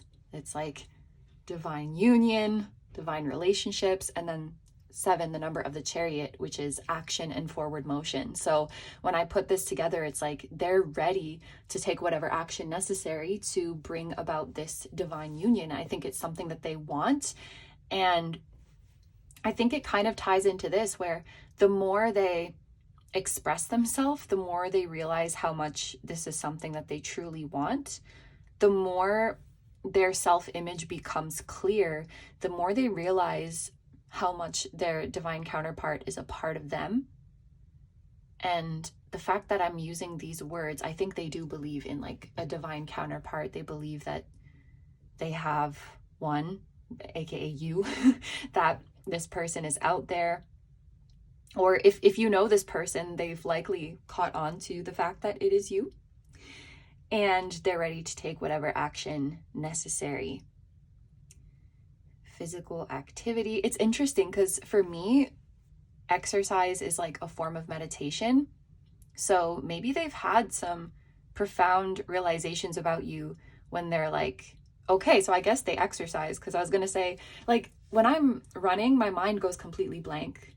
And then that lets different downloads and epiphanies come. So maybe they've had something similar like that through exercise or through meditations or through the act of creating. When they're in the flow, they receive little downloads about, or big downloads about you. And then physical activity could also be like they're wanting to get physical with you. They're wanting to engage in some physical activities, if you know what I mean. So yeah, and then we have that clarified by the 10 of Pentacles, which when we're talking about a connection, this definitely indicates someone who is in it for the long haul. They are looking for something long term, possibly even for forever. They're looking for something permanent, and they want to build something together. They're ready to be serious and build a future with you, build a home, build a legacy. Looking at this image, the inner part of this looks a lot like the iris of an eye. I don't know if that was intentional. Maybe. It really does look like an iris. I think this sounds cheesy, but I think if you had eye contact with this person, like, and if you looked into each other's eyes, you would just know, like, that's my person. Your eyes could look similar or almost look the same. That's just for some of you. Or someone could wear contacts. I don't know why that, I think because I wore color contacts recently and that reminds me of what they look like. But anyway, yeah, the eye contact would be pretty intense with this person. There's also that message about having a dream about you, but it's really vague and it's hard to remember. Maybe they're like, they just dream about your eyes or something. I don't know. But let's get into the next tarot deck. We're going to see what Spirit has to say about all of this. So first, let's see what Spirit wants you to know about this connection.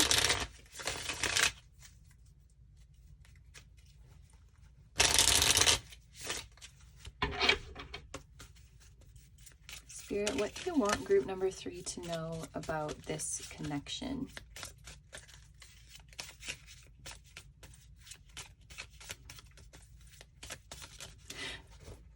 I don't even know who sings this song. Wait. It's something like someday, somehow, gonna make it all right, but not right now. Let me see. Oh, it's Nickelback. I should have known that. Someday, somehow, I'm gonna make it all right, but not right now. That's literally the only line I know. Now, I do get down to some Nickelback. I'm not gonna lie to you. But anyway, I should have known that. I'm gonna make a note of that. Maybe that song will be significant to someone. Looks like it was released in 2003. So that year could be significant. Nickelback is from Canada. So Canada could also be significant for some of you. Shout out to my Canadians if you're watching this. But anyway, so, oh, geez, Spirit, thank you. What you need to know about this connection is the Two of Cups. So maybe you need to know that your soulmate feels the same way. I mean, that was one of the first things I think I said in this reading, that emotionally they are right there with you, going through the same emotions, feeling the same feelings. I think you need to give yourself more credit too. I just heard you stoke each other's flames. What does it mean to stoke a flame? Stoke a flame. If you stoke a fire, you add coal or wood to it to keep it burning. Okay, so you keep each other's fires burning. When a fire starts to burn, right, and it starts to spread. That's a good song too. Anyway, so yeah, you keep each other's flames burning. I think the feeling it gave me was feeding each other's fire. So why I bring that up, I think there is a pretty strong psychic and telepathic connection between you and your soulmate that's always kind of running in the background. Even when you're not feeling it super intensely, it's kind of always there in the undercurrents. And there may be some times where you give yourself a hard time because you're like, oh my gosh, I'm thinking about this connection too much, or I'm getting too worked up about it, or something. And that's not so many songs coming now. Make this kind of mess all by myself. I don't know any words of that song really either.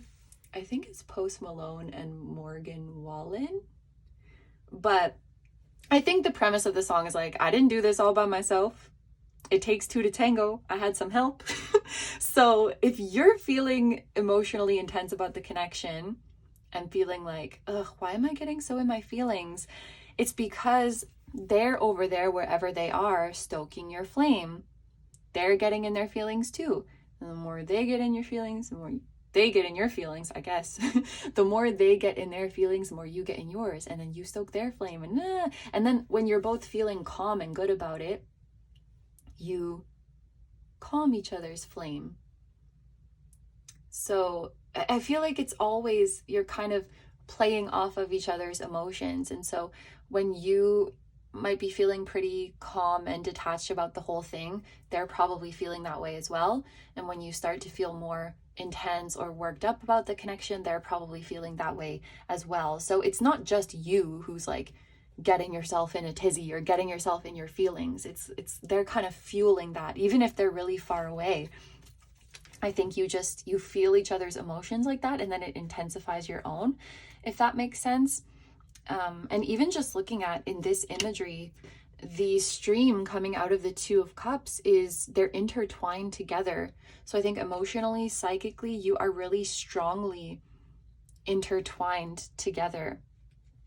This is a bond that's been created over many lifetimes. And I just heard it's not going to go away in one lifetime. Okay. So you need to know that there is a mirroring going on here, and there is a reciprocity going on here. And that will be very easy to accept in a matter-of-fact way if it's not already. I think some of you are in resistance to that truth because you're like, oh, that's just what I want to believe, or that's just wishful thinking. But there's a time in the near future where your emotions towards this connection will really mellow out, and theirs will as well. And then you'll be able to accept the fact that you're spiritually connected as just like a matter of fact. Like, it's just a fact, like today is Saturday, you know, just a fact, like the day is 24 hours long. Just the fact, like Nickelback is from Canada. It's like, it's just, and what about it? And what about it? I accept it because I don't have such a strong emotional dependence on it being true or not true. I just recognize that it's true. That's a place that you're reaching, or maybe you're already in that place. This could also be Spirit's confirmation. What you need to know is like, yes, this reading is about the person you think it's about. Yes, it is.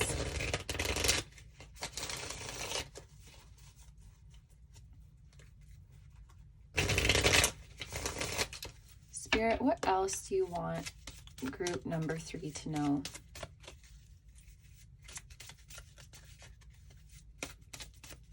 Okay, we have 2 coming out at the same time. We have the Page of Wands and we have Judgment. Group number 2 got Judgment as well.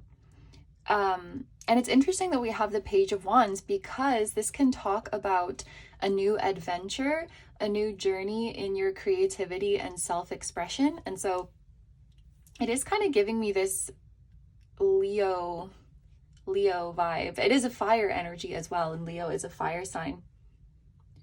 I think both of you, we're going to get into it later, what the key to your union is, but I think one thing that is coming up is this kinder reframing of yourself and seeing yourself through a fresh pair of eyes. It's like you look at yourself, both of you do this, look at yourself with a lot of biases that aren't necessarily kind to you, that I think you're in the process of unraveling. Yeah, this is about reframing yourself, seeing yourself in a fresh perspective, seeing yourself as innocent. That's coming through. Seeing yourself as innocent, seeing yourself as pure. Something else that's coming through is going back to a beginner mentality, or embarking on an adventure with the same wonder and sparkly eyes as if it was the first time. Maybe that's an effect that you have on each other. So, okay, I was talking about a lot of songs just a couple minutes ago. So let's say listening to your favorite album. When you listen to it again with your soulmate, it's like you're hearing it for the first time again. Maybe you're noticing things that you didn't notice before, or it feels like you're falling in love with it all over again. It feels exciting again. You get back that passion. You get back that spark. That's you feeding each other's flames again. You might also be going back to your craft, going back to your creative practice, and entering with like a humble beginner mind. But there's something about when you're together, you make each experience feel like a new and exciting adventure. Nothing is boring because you recognize that even if I've done this a million times before, there's still something new that I can take from it this time. I haven't looked at it in this other way before. This is also a quote that I've seen on social media and I forget where it's from, but it was someone saying that, like, if you did something as simple as going to the grocery store, but you forgot about all your previous conditioning and experiences, and you just looked at it with a fresh pair of eyes, like, you would lose your mind at all the beautiful sights, at all of the stimuli, all of the things, all of the colors. Like, it would just be the most invigorating experience in the world. This is kind of giving Ace of Wands vibes as well. Like, you make each other's life colorful again. You make each other's life exciting again. even the mundane things, even the things you've done a million times. You're like, oh, there's still an opportunity for me to learn something here, or there's still a way that I haven't looked at this before. I can still get some enjoyment out of this. Because the real excitement doesn't come from the thing itself. It comes from us. It comes from being together and having this experience together.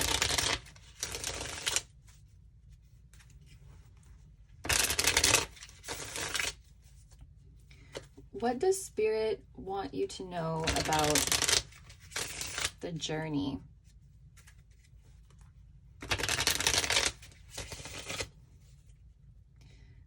Some of the, okay, sorry, this is just something else that's coming through, because we've been talking about kind of being unfairly harsh on yourself. And something that came through that some of you need to hear is you might have a judgment against yourself that comes from childhood, and that is completely inaccurate. And an example that was coming through is, let's say there's a little kid and their mom is on the phone, and they're a little kid, they're excited, they come up to their mom and they're like, Mom, look at this. And mom goes like, shh, I'm on the phone. You know, she's trying to hear something. And just that one memory like cements this idea in their brain that I'm disruptive and I talk too much and I'm too loud, to the point that they still think that about themselves as an adult, just because of that one little thing that was maybe like traumatic enough or impactful enough to leave that mark on them. And that's so silly, because like everybody, well, I'm not saying you're silly if you have an experience like that, but the notion of it is silly that you should judge yourself in that way, because everybody has an experience like that. And you were little.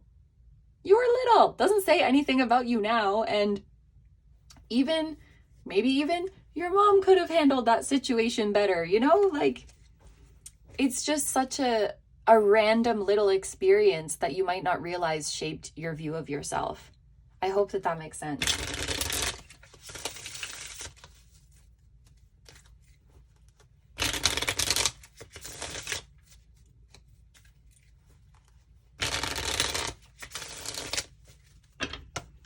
Okay, Spirit, what do you want group number 3 to know about the journey? So we have the 2 of Wands and we have the World. Okay, there's something about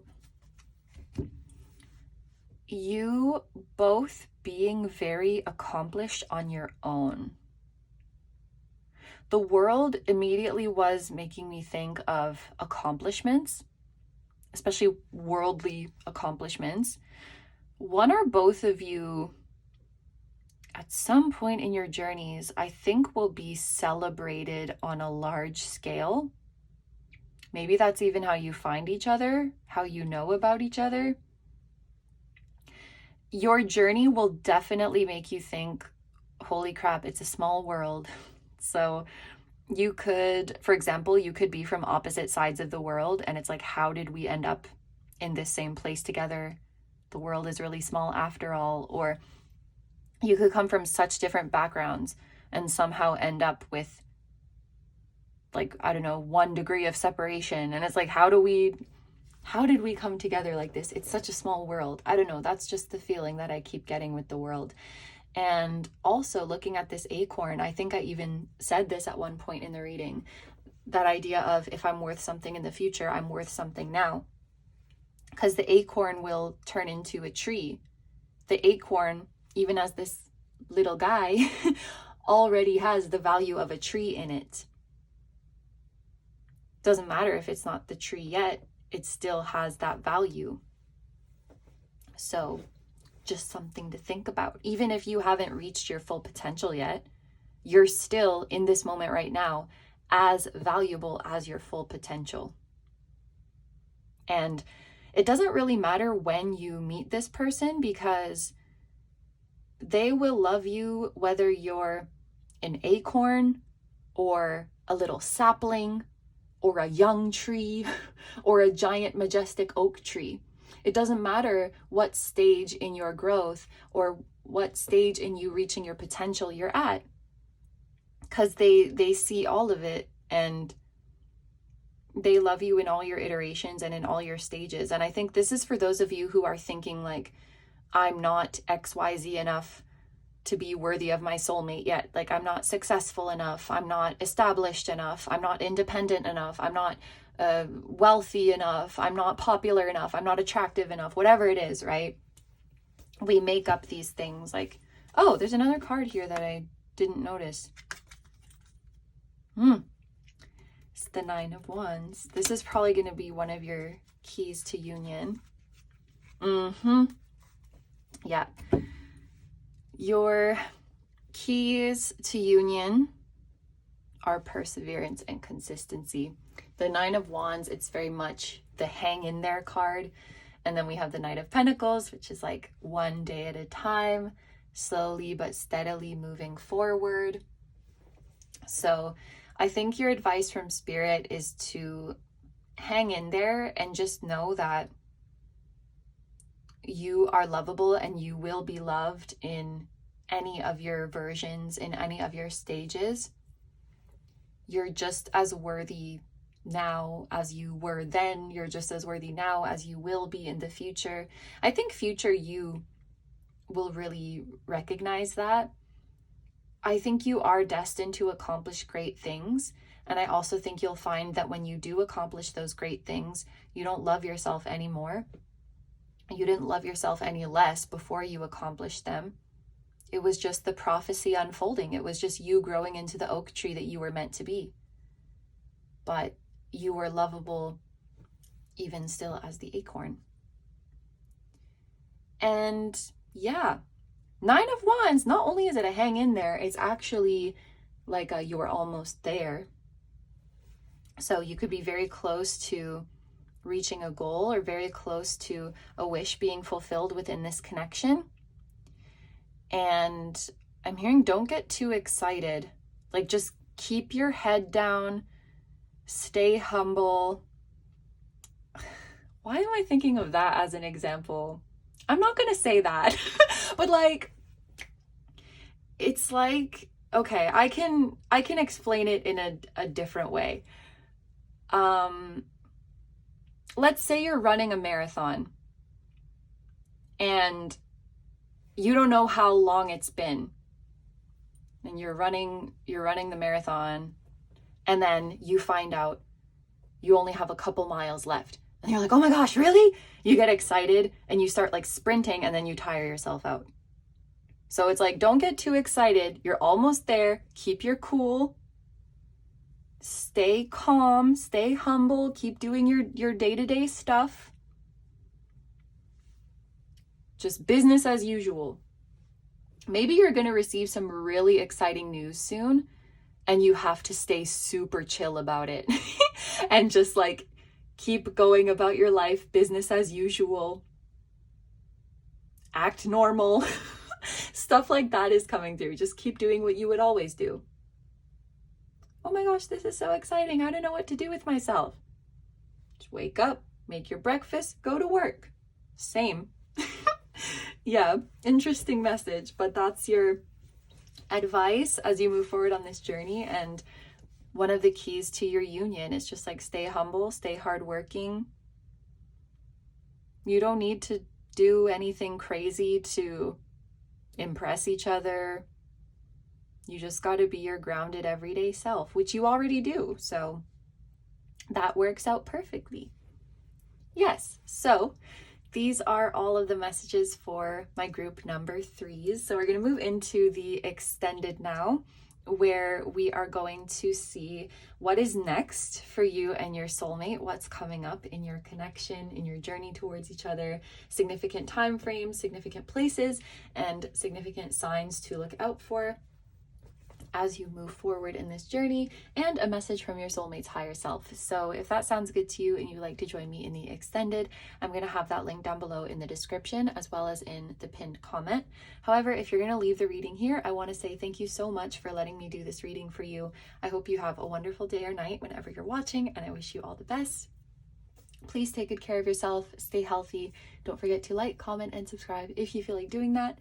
If you enjoy my content and you'd like to find me elsewhere, I'm going to have linked down below my tarot reading Instagram, my personal Instagram, my Patreon, where we now have over 100 exclusive timeless readings, just like the ones on my channel.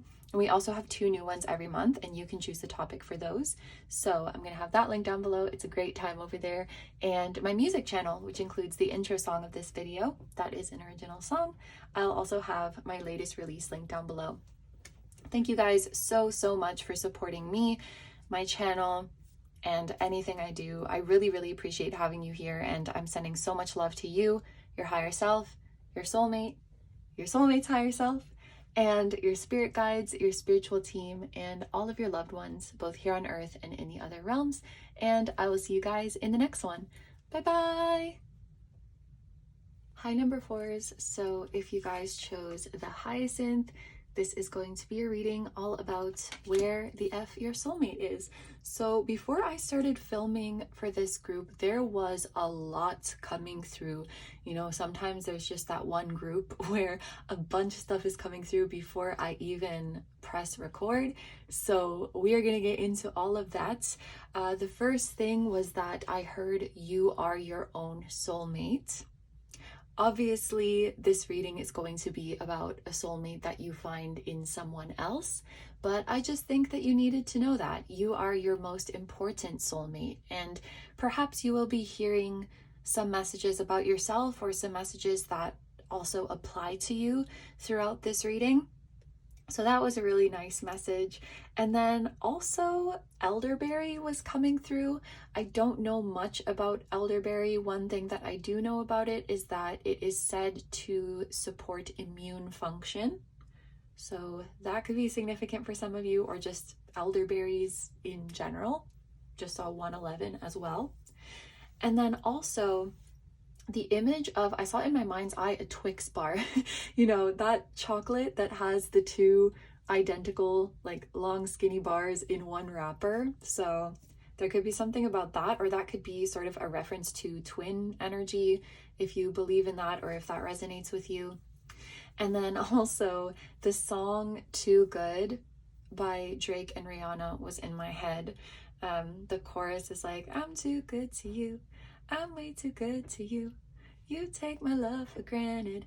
I just don't understand it. So when it comes to your soulmate journey, one of the steps to meeting your soulmate or finding them or coming together with them could be when you walk away from a connection or refuse to engage in connections where your kindness and your loving nature and your generous nature is being taken for granted.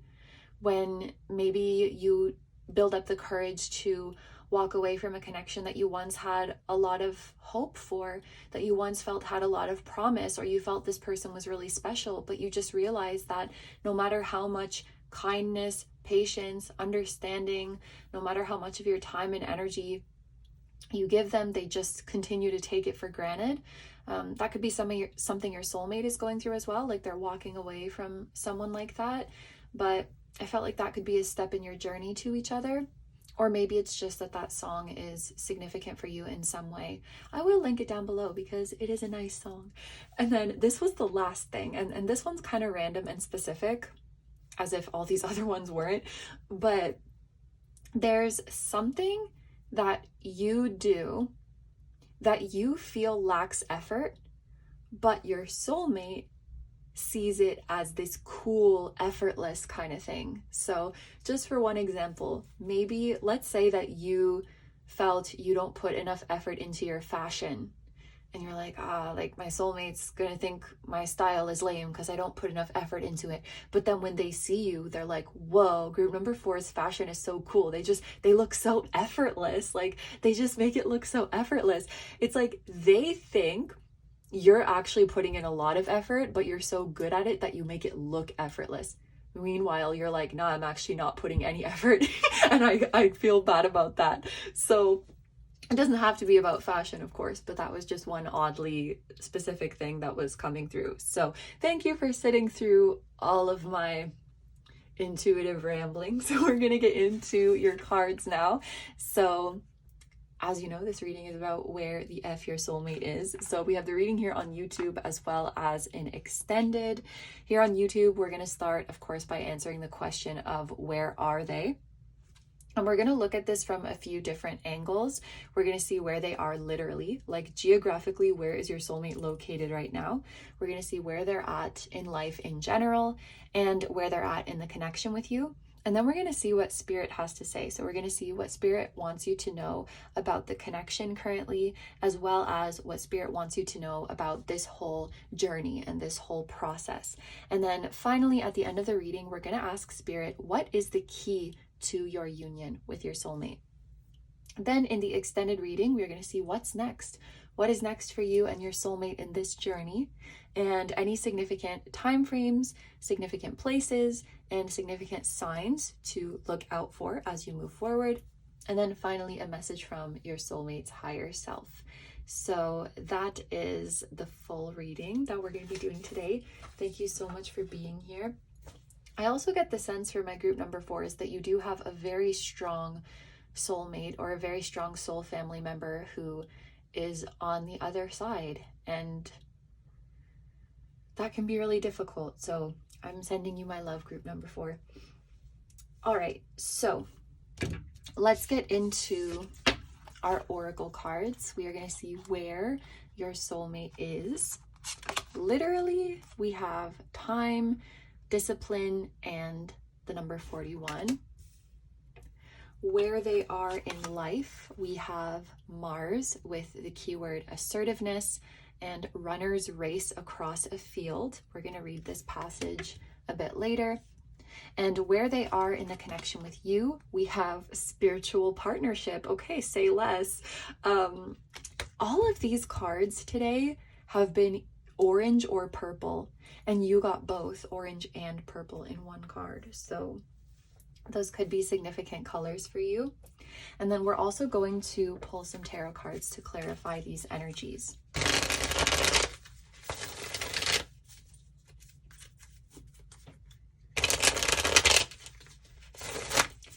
So let's clarify this time card. That came out really fast. King of Cups. And let's clarify this Mars assertiveness card. We have the Ace of Cups. And let's clarify this spiritual partnership card. We have the Knight of Coins. All of those cards came out so quickly, so neat and clean. I feel like your soulmate is locked in. Even just from this one card, Mars assertiveness, runner's race across a field. And look at this. Where is your soulmate running? Into spiritual partnership. They are locked in. They have laser focus. They know what they want in life and they are running towards it. And that includes a spiritual partnership, or if this is someone who already knows you, that includes specifically entering into a partnership with you. This is the group that it just definitely came out the most straightforward right off the bat. Your soulmate is probably not someone who beats around the bush. That is a key part of their personality. Is they might have Aries placements with this Mars energy. Like they think something and they just say it, or they want to do something and they just do it. Let me not project myself too much onto here, but I feel like sometimes when you have a lot of those traits, you can start to rein them in and suppress them, and then it's a whole process to reclaim them. So your soulmate might be in the process of reclaiming that fiery energy that is inside of them, because there's a feeling of them catching up with this time, you know, they're finally going after what they want, and maybe they're saying like, man, I could have done this ages ago. But no, because now is divine timing for them to do it. Now is the right time for them to do it. But they knew what they wanted all along. They knew what they wanted all along. It was just about building up the courage to go for it. It was just about taking the leap. In terms of where they are literally, they could be somewhere that is a bit far away from you right now. But with time here, I feel like it's only temporary. I also feel like it wasn't really their choice to be far away. So, for example, maybe they had to go far away on a business trip, or they had something in their personal life that they had to attend to and it's like far away, or maybe there's visa issues and they're not really where they want to be, or some kind of rules and restrictions that are affecting their life. The wording I almost said just there was messing up their life, and maybe that's kind of how they perceived it, like holding them back. They have to be in this place temporarily, but once they get back to where they want to be, it's go time. So I think usually they are very near you, but for some reason, for a certain amount of time, they're going to be far away for a while, and they don't like that. Okay, so this person either knows you already, or they just can tell, question mark. They can tell when you're close by. They can tell when you're far away energetically. And when they're far away from you, they don't like it. Maybe you can feel their distance or feel their absence as well. There's just this feeling of you being physically far apart right now, but not for long, because they're coming back. Wherever you are is where they feel like home. That's coming through as well. So they feel most at home when they're close to you, or like whatever city or country you live in just happens to be where your soulmate also feels most at home. I think the part of the world you feel most at home is definitely the same. And so it will be no debate about where you're going to live in the future. You both want to be and end up in the same place. Looking at this tree that kind of looks like a brain with the brain stem, this is making me think that your soulmate is currently reclaiming their nature, and their nature is this assertive and go-getter, also like youthful and energetic and enthusiastic, that kind of energy. That is what they're reclaiming. And, you know, I think it's unrealistic to say we're never going to care what anyone thinks ever, but I think they're not going to let that make them so cautious and walking on eggshells all the time that they never speak up about what they need, or like they're so afraid of stepping on someone's toes that they just hide away. Like they're not going to do that anymore. They're ready to come out of their shell. They're ready to come out of some kind of cage of their own making, because they've been hiding themselves away for too long, and maybe on some level they realized that that was keeping them from their journey to you. If you've been feeling a stuck energy in this connection, that was probably on your soulmate side, because it does feel like they have been, like I said, hiding away, dimming their light, suppressing their true nature for quite some time out of fear of judgment or fear of rejection. But where they're at in life is that they're not going to do that anymore. So let's read the little passage on this card. Runners race across a field. Make the earth shake under your feet as you run for your goals. Move forward with power and energy. Get fired up. Find your motivation and make progress assertively. It's time to take action. So this is the energy that they're feeling towards their life right now. They're like, let us not delay. I'm seeing like that white rabbit from Alice in Wonderland who's holding the clock, and he's like, I'm late. We don't have time. I'm late. They're like, I'm about to go live my best life because there is no more time to waste. And this is a perfect analogy. Like, I feel the energy your soulmate had been in until recently was they don't even want to run for their goals, because what if they make the earth shake and then some people are bothered by the shaking? So I'm just gonna stay over here and be quiet. Like, that was the vibe that they were in. And I feel like that's so not them, but it's a way of suppressing themselves that they learned to be. And I'm feeling kind of sad because I feel like your soulmate is quite, you know, talkative and funny, but they might be quote unquote like too much for people who have different tastes, or for maybe for people who are insecure. I don't know. Or just different preferences. It doesn't matter. It doesn't matter why they're too much for other people. They're just not for those people. Plain and simple. We don't need to analyze it. Maybe that's a message about them too. Like, I'm going to run towards my goals and run towards the version of myself I want to be. And some people are going to like it and some people are not going to like it. And if people don't like it, I don't need to, you know, sit and worry about why that is and analyze and, oh, if I could have done XYZ differently. Like, I don't have time for that. This Ace of Cups says they're so focused. And I love this. So many groups today have had that message of your soulmate is focused on themselves. And I'm sure that you are too, like you who is watching this right now. Everybody's focused on themselves. And it's just beautiful to see. With the Ace of Cups here, they are very much focused on filling their own cup, on finding their own happiness and taking care of themselves. With the King of Cups, like, emotionally, they are ready for you. They're ready to protect you, to care for you, to provide for you. They're ready to be, I'm hearing, a shoulder you can lean on.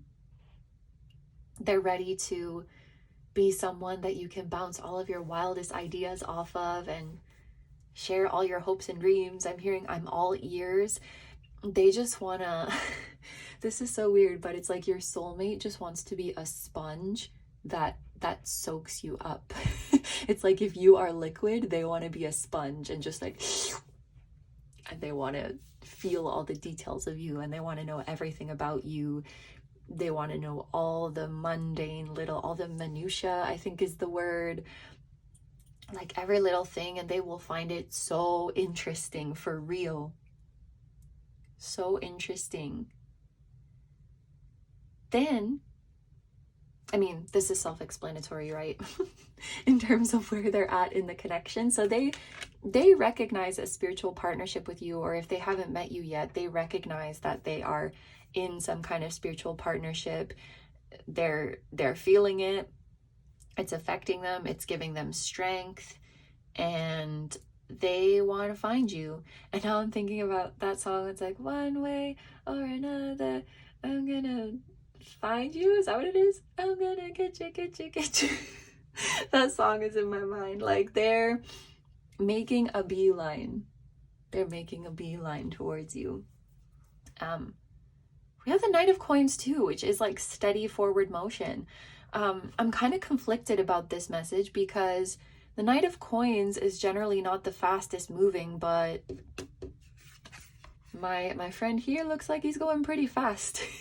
I wonder if maybe they feel like they're not going fast enough because they have that sense of urgency of like, there's no time. Maybe they really feel like, I want to meet you right now. I want to start our journey together right now. And Spirit has to like be like, relax, my child. It's okay. We're getting there. We're getting there slowly but surely. Let's take it one day at a time. Yeah, this is someone who gets very enthusiastic about their goals, and sometimes they might get carried away a little bit, and then Spirit just has to like, shh, let's take baby steps. You have to pace yourself. It's important. But somehow I feel like that's very sweet. So let's get into our next tarot deck. We are going to say what Spirit has to say about this.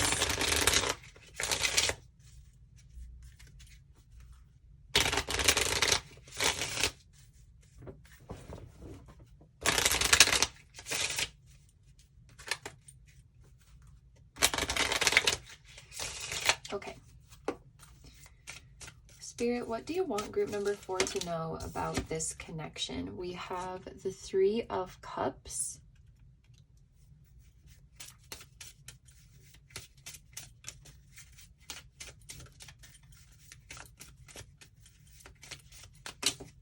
And then we have two coming out at the same time. We have the King of Cups again, and we have the Knight of Cups. Okay. Both of these are cards that, depending on the spread, can make me think of some kind of event or celebration. So I do feel like that interpretation is important to this group.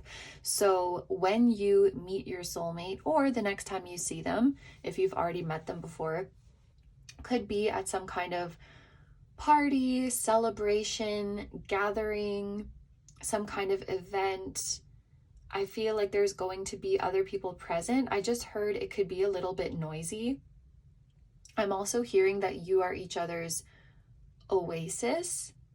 Oh, this is interesting, because I'm just to use myself as an example, like I met one of my soul family members at a party, and because both of us didn't know anybody there, so I was like standing off in a corner, and then they were standing off in a corner with other people who also didn't know anybody.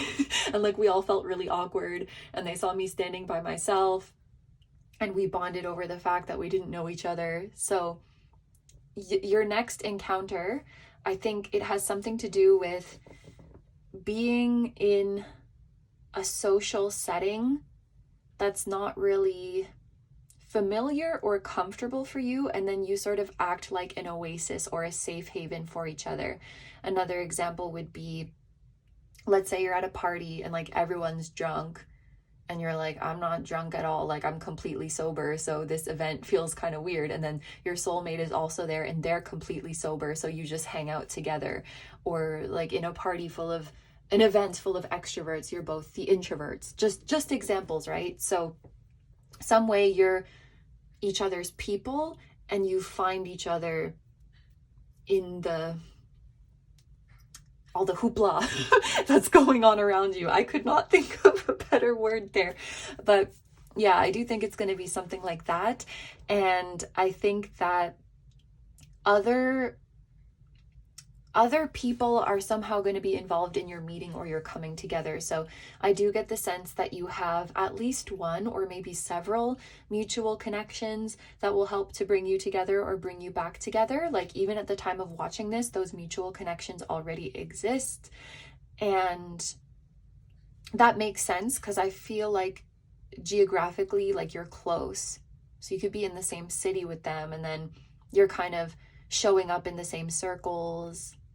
You have some common thread where you're going to end up in the same circles at the same events. Like it's really giving that kind of vibe. And then you seek each other out because your vibe is more mellow than whatever is going on. That's the feeling I get, because these King of Cups and Knight of Cups, they just look so calm. They look so calm, and they're otters. Like they find each other and they hold on tight as they float down the river or something. You're gonna be somewhere that's not really your vibe, and you're just trying to find, and then they're like a beacon because they match your vibe, and then you can feel safe with each other. That's really the feeling that I'm getting. And I think that theme is kind of going to continue throughout your relationship, because like your vibe is exactly the same. So no matter where you might be, even if you're in a challenging situation, even if you're in unfamiliar circumstances, you will always feel safe with each other. I think you could be friends with them first, like build a friendship first. But I think this is like love at first sight, but we're still starting as friends. But the whole time we were feeling something deeper. And so when we finally get together in that way, it's just going to be confirmed, you know, like I had feelings for you the whole time. Me too. That kind of thing. It does feel like a very sweet connection, and it does feel like it progresses at a slow and leisurely pace. So like, yes, it's love at first sight, but also I don't want to rush into anything. And I always want to make sure that you're comfortable with the pace that things are going. I just had this visual of someone giving someone else the clothes that they were wearing. So an example would be like if you're cold outside and someone gives you their jacket, or they give you the scarf that they were wearing, or they give you their gloves. A lot of winter scenarios are coming through, but it could be in the summer too, right? Like, oh, the sun is too bright. Do you want to wear my sunglasses? It could be something like that too.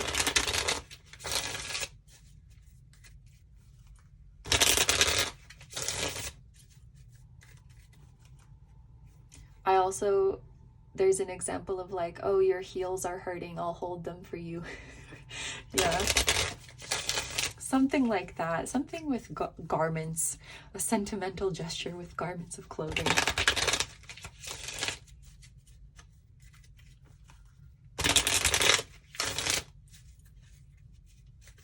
I think if you gave this person clothes or an accessory, they would wear it all the time.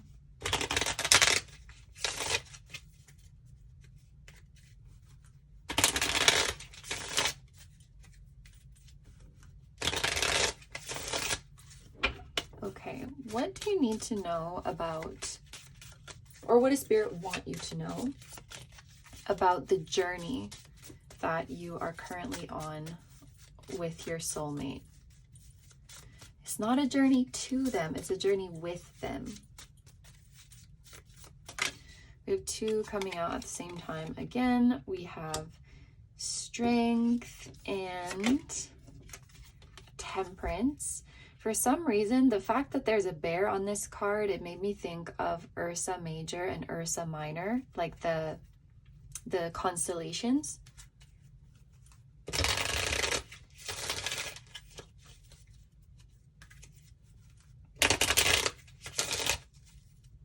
And this blue butterfly is reminding me of, what was the song that I was singing before? I forgot. Oh, it was One Way or Another. But there's also a song called Rin Tin Tin. Ding ding ding ding. Ding ding ding. And it is Rico Nasty and Boys Noise. And I'm pretty sure the artwork is a butterfly. That's going to be really funny if it's not. But I think it is. It is a good song. And so I'm gonna make a note of that one as well. Yeah, we have Strength and Temperance, and we're gonna get one more.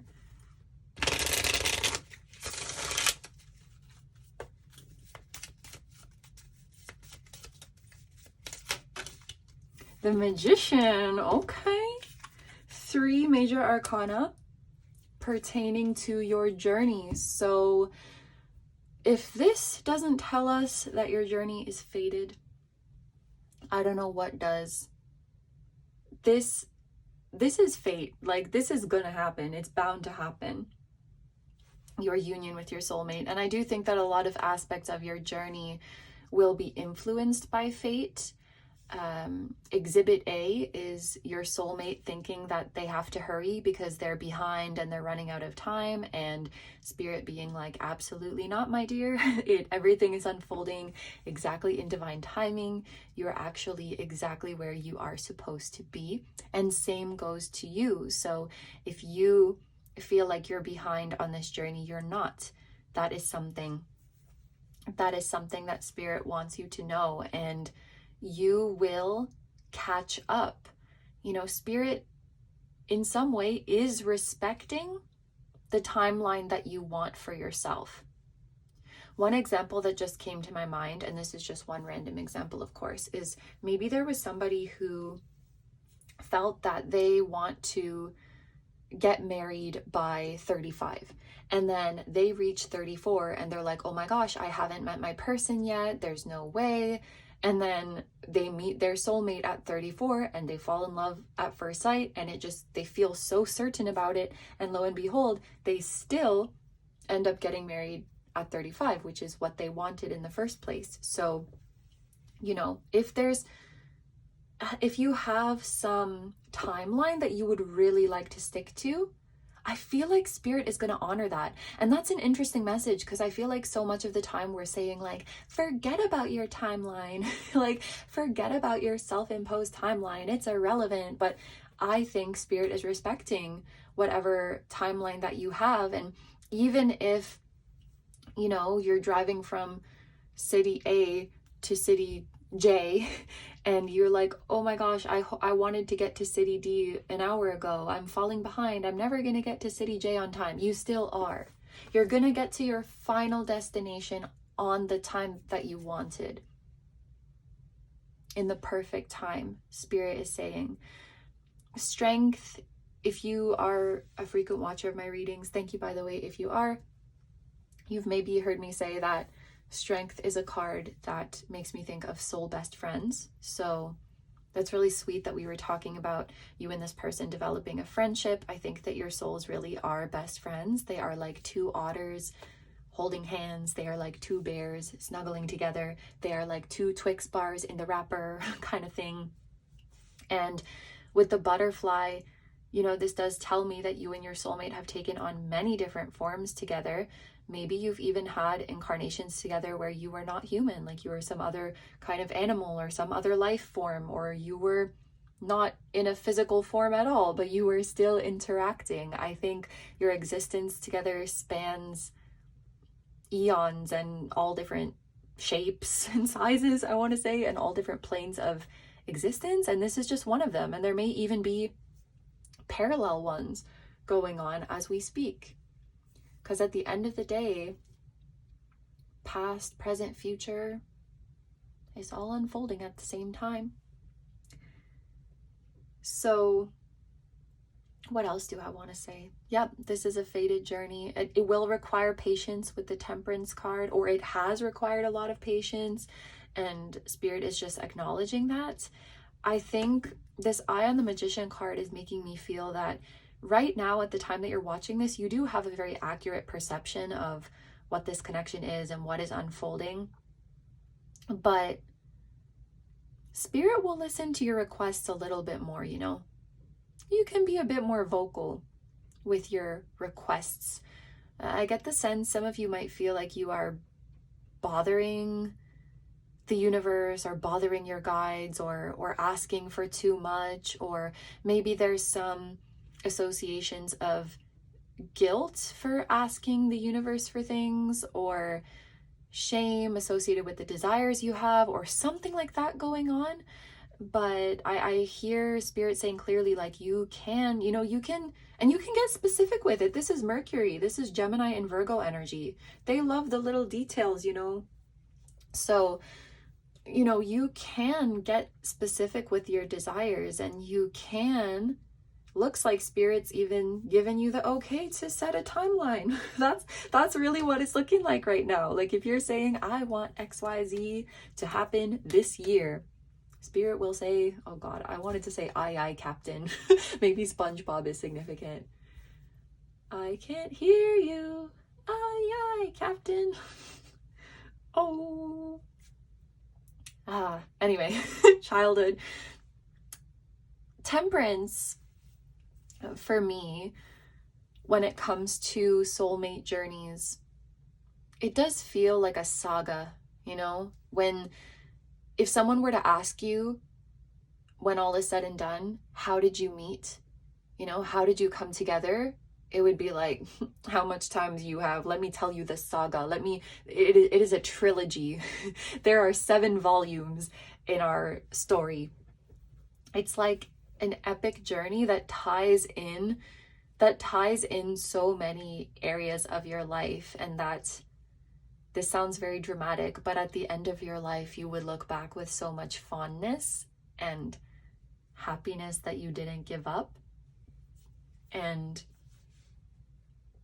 I think it takes a lot of faith too. I think that, I've never been, to my recollection, a caterpillar, but I imagine they go into their cocoon not really knowing what they're going to emerge as, but they just have that instinct that something's going to change.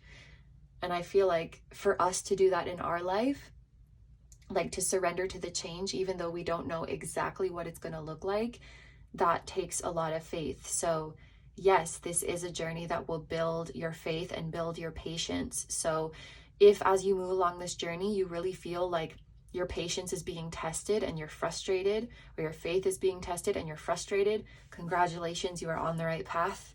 It's like your patience and faith is being trained, it's being developed. And I almost want to say, if you had no frustrations or doubts at all, you might not be on the right path, because it's kind of meant to cultivate your patience and cultivate your faith. And I deliberately used that wording because I didn't want to say test. I didn't want to say it's testing your patience, it's cultivating it. Because testing sounds like Spirit's working against you in some way, but Spirit's working with you. Okay, so finally, we're going to look at the bottom of the deck energy to see what is the key to your union. And we have the Page of Swords, being direct. Very interesting to get this message when we're just talking about Spirit wanting you to be more vocal, to be more honest about what you really want, and to not feel like you're asking for too much. Okay, I'm rewinding all the way back to the start of this reading. I'm rewinding all the way back to Drake and Rihanna. Like, I'm too good to you. You take my love for granted. If you have been in significant relationships with people who take you for granted, who take your generosity for granted and then don't do much for you in return, that could have instilled in you this feeling that you are asking for too much. That you're asking for too much. We hear a lot about this in interpersonal dynamics. Through conditioning, we come to feel that we're asking for too much when really we're just asking for the bare minimum from friends, from romantic interests, whatever it might be. But that dynamic, we can also project that onto our relationship with Spirit. So if certain people have made you feel throughout your life like you're asking for too much, or that you have to walk on eggshells around them, that pattern might show up in how you approach Spirit. But Spirit is not one of those people. Spirit is unconditionally loving, unconditionally giving, wants to see your expansion, wants to see the fulfillment of your desires, because at the end of the day, Spirit is you. And once you fulfill your desire, you have a greater perspective of what you want, and then you manifest something else and something else and something else. And the universe keeps expanding, and the universe keeps understanding itself. Like, you fulfilling your desires works in favor of the universe. And I'm not just saying that, but we gotta really accept that truth and let it in. So being more direct, and this could also be being direct with your person, like with your soulmate. Saying what's on your mind and not holding back. Not hiding how you feel, not hiding what you're thinking, whether it's positive or negative. Writing or journaling could help your union. Some of you may feel called to a career that involves you writing, speaking, sharing what's on your mind, telling stories. It's important to follow that too. Another thing that will help your union is following through with the little ideas you get on a day-to-day basis. Write them down and revisit them, because it might just feel like a little insignificant idea that came to you in passing, but it could be the start of a masterpiece, or it could be the start of some of your best work, or it could be the start of one of the most enriching eras of your life if you follow that little idea. When Spirit drops seeds into your head, plant them in soil and see what happens. Don't just let them get blown away in the wind. Sometimes downloads come as this, like a truck that's hitting you, and it's this big breakthrough that feels really intense. Sometimes downloads come like that. Other downloads are Spirit just dropping a tiny little seed in your head that if you're not paying attention, you could miss it. But that little seed, if you plant it, is going to grow into something huge. So I think not dismissing your ideas is also really important. You know, how often do we hear about some artist who has made the most successful work of their life, and when an interviewer asks what their process was, they're like, oh, I was just messing around. Like, I didn't think anything was gonna come of this. I was just having fun, or I was gonna scrap this one. You know, we hear stories like that a lot. So don't underestimate what those little seeds can become in your life. Yeah. One last thing, reclaiming traits that you maybe haven't fully embodied since childhood or since your teenage years. Reclaiming those traits will help your union as well. Okay, so this is everything I'm seeing for my group number 4s. We're going to move over into the extended now, where we're going to see what is next for you and your soulmate. We're going to see significant time frames, places, as well as signs to look out for as you move along this journey. And we're going to get a message from your soulmate's higher self. So if that sounds good to you and you'd like to join me in the extended, that is going to be linked down below in the description as well as in the pinned comment. However, if you're going to leave the reading here, I want to say thank you so much for letting me do this reading for you. I hope you have a wonderful day or night whenever you're watching, and I wish you all the best. Please take good care of yourself, stay healthy. Don't forget to like, comment, and subscribe if you feel like doing that. If you enjoy my content and you'd like to find me elsewhere, I'm going to have linked down below my tarot reading Instagram, my personal Instagram, my Patreon, where we now have over 100 exclusive timeless readings, just like the ones here on my channel. And we also have 2 new ones every month, and you can choose the topic for those. So I'm going to have that link down below. It's a great time over there. And finally, my music channel, which includes the intro song of this video. That is an original song. And I'll also have my latest release linked down below.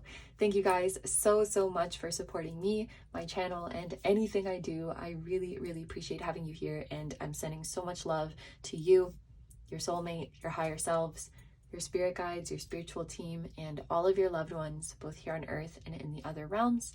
And I will see you guys in the next one. Bye bye.